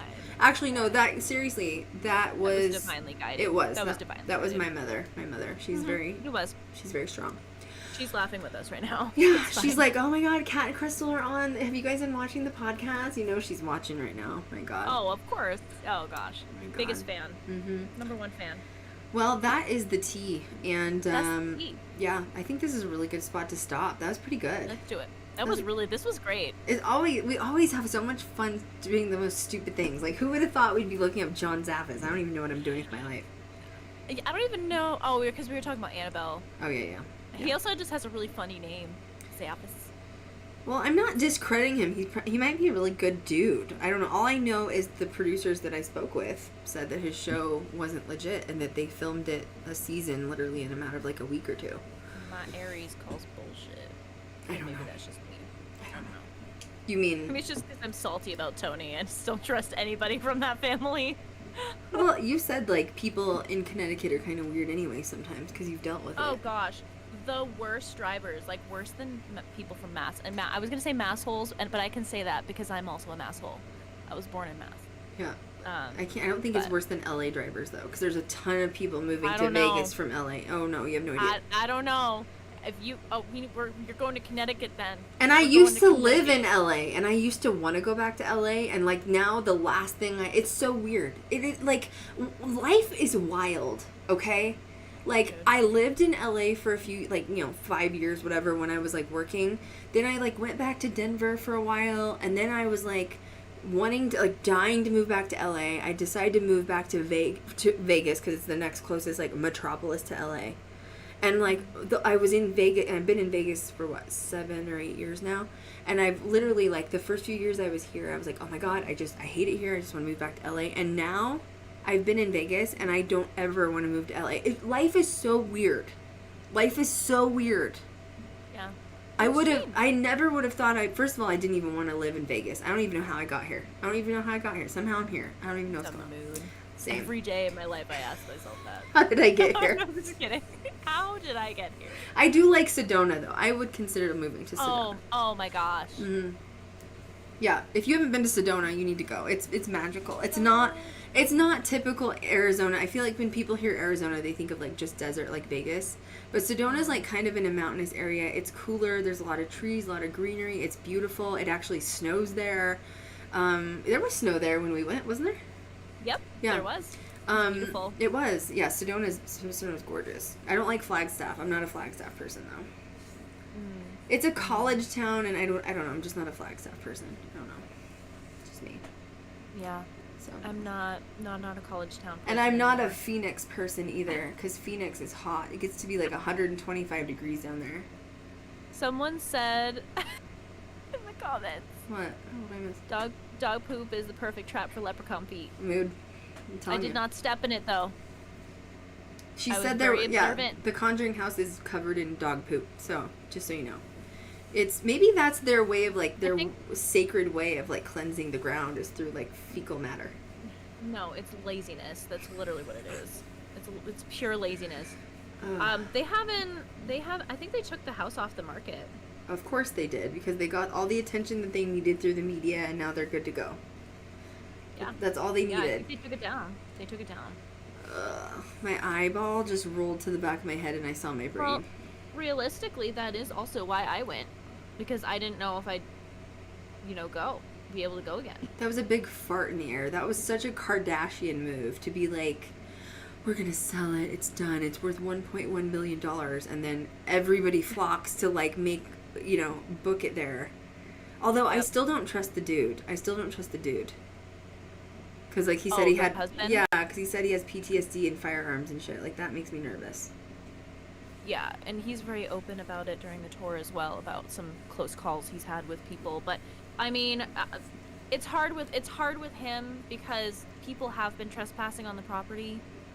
But the other half of me is then get better security. Yeah. Where's the money going? Uh-huh. If people are paying to go and go to your location and you're booked out for a year for overnights, pay for better security so you don't have to worry about it. It's not even that. Okay, let me just say this. If you're a smart business person, what they would do is turn the property into an LLC, and you can literally get business loans on the home.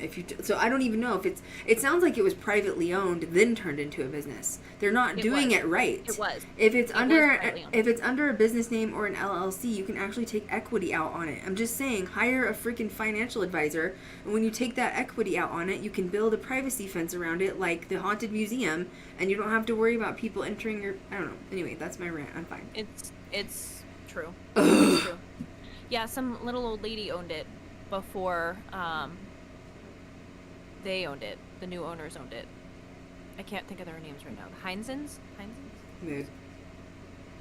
I don't know. Can't remember. But well, on that note, this was a good podcast. Thank you guys so much for being here with us as always. This will be uploaded as an actual, on Spotify and all that stuff. We hit 45,000 downloads last week. I think I announced that, but yeah, I know. Good job. We're getting there.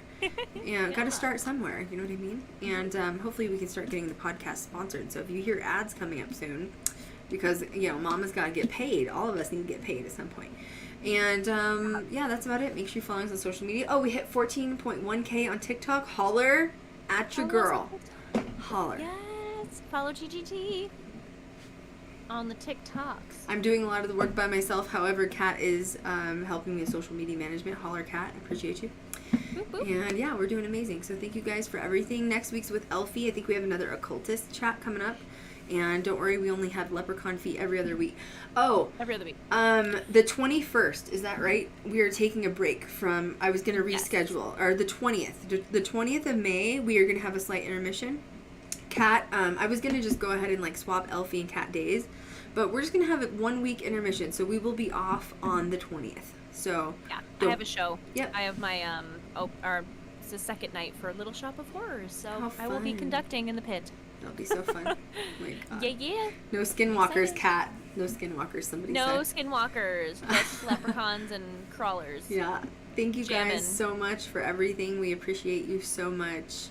Make sure you can always download this podcast too, even if you don't listen to it, just to support us. You know what I'm saying? Yeah. You on should do Spotify. that. You should. Just keep supporting us. Keep it going. So yeah, make sure you guys are following us. Make sure that you are on the new YouTube channel too. Make sure you're on social media. And as always, we will catch you guys next time. Thank you guys.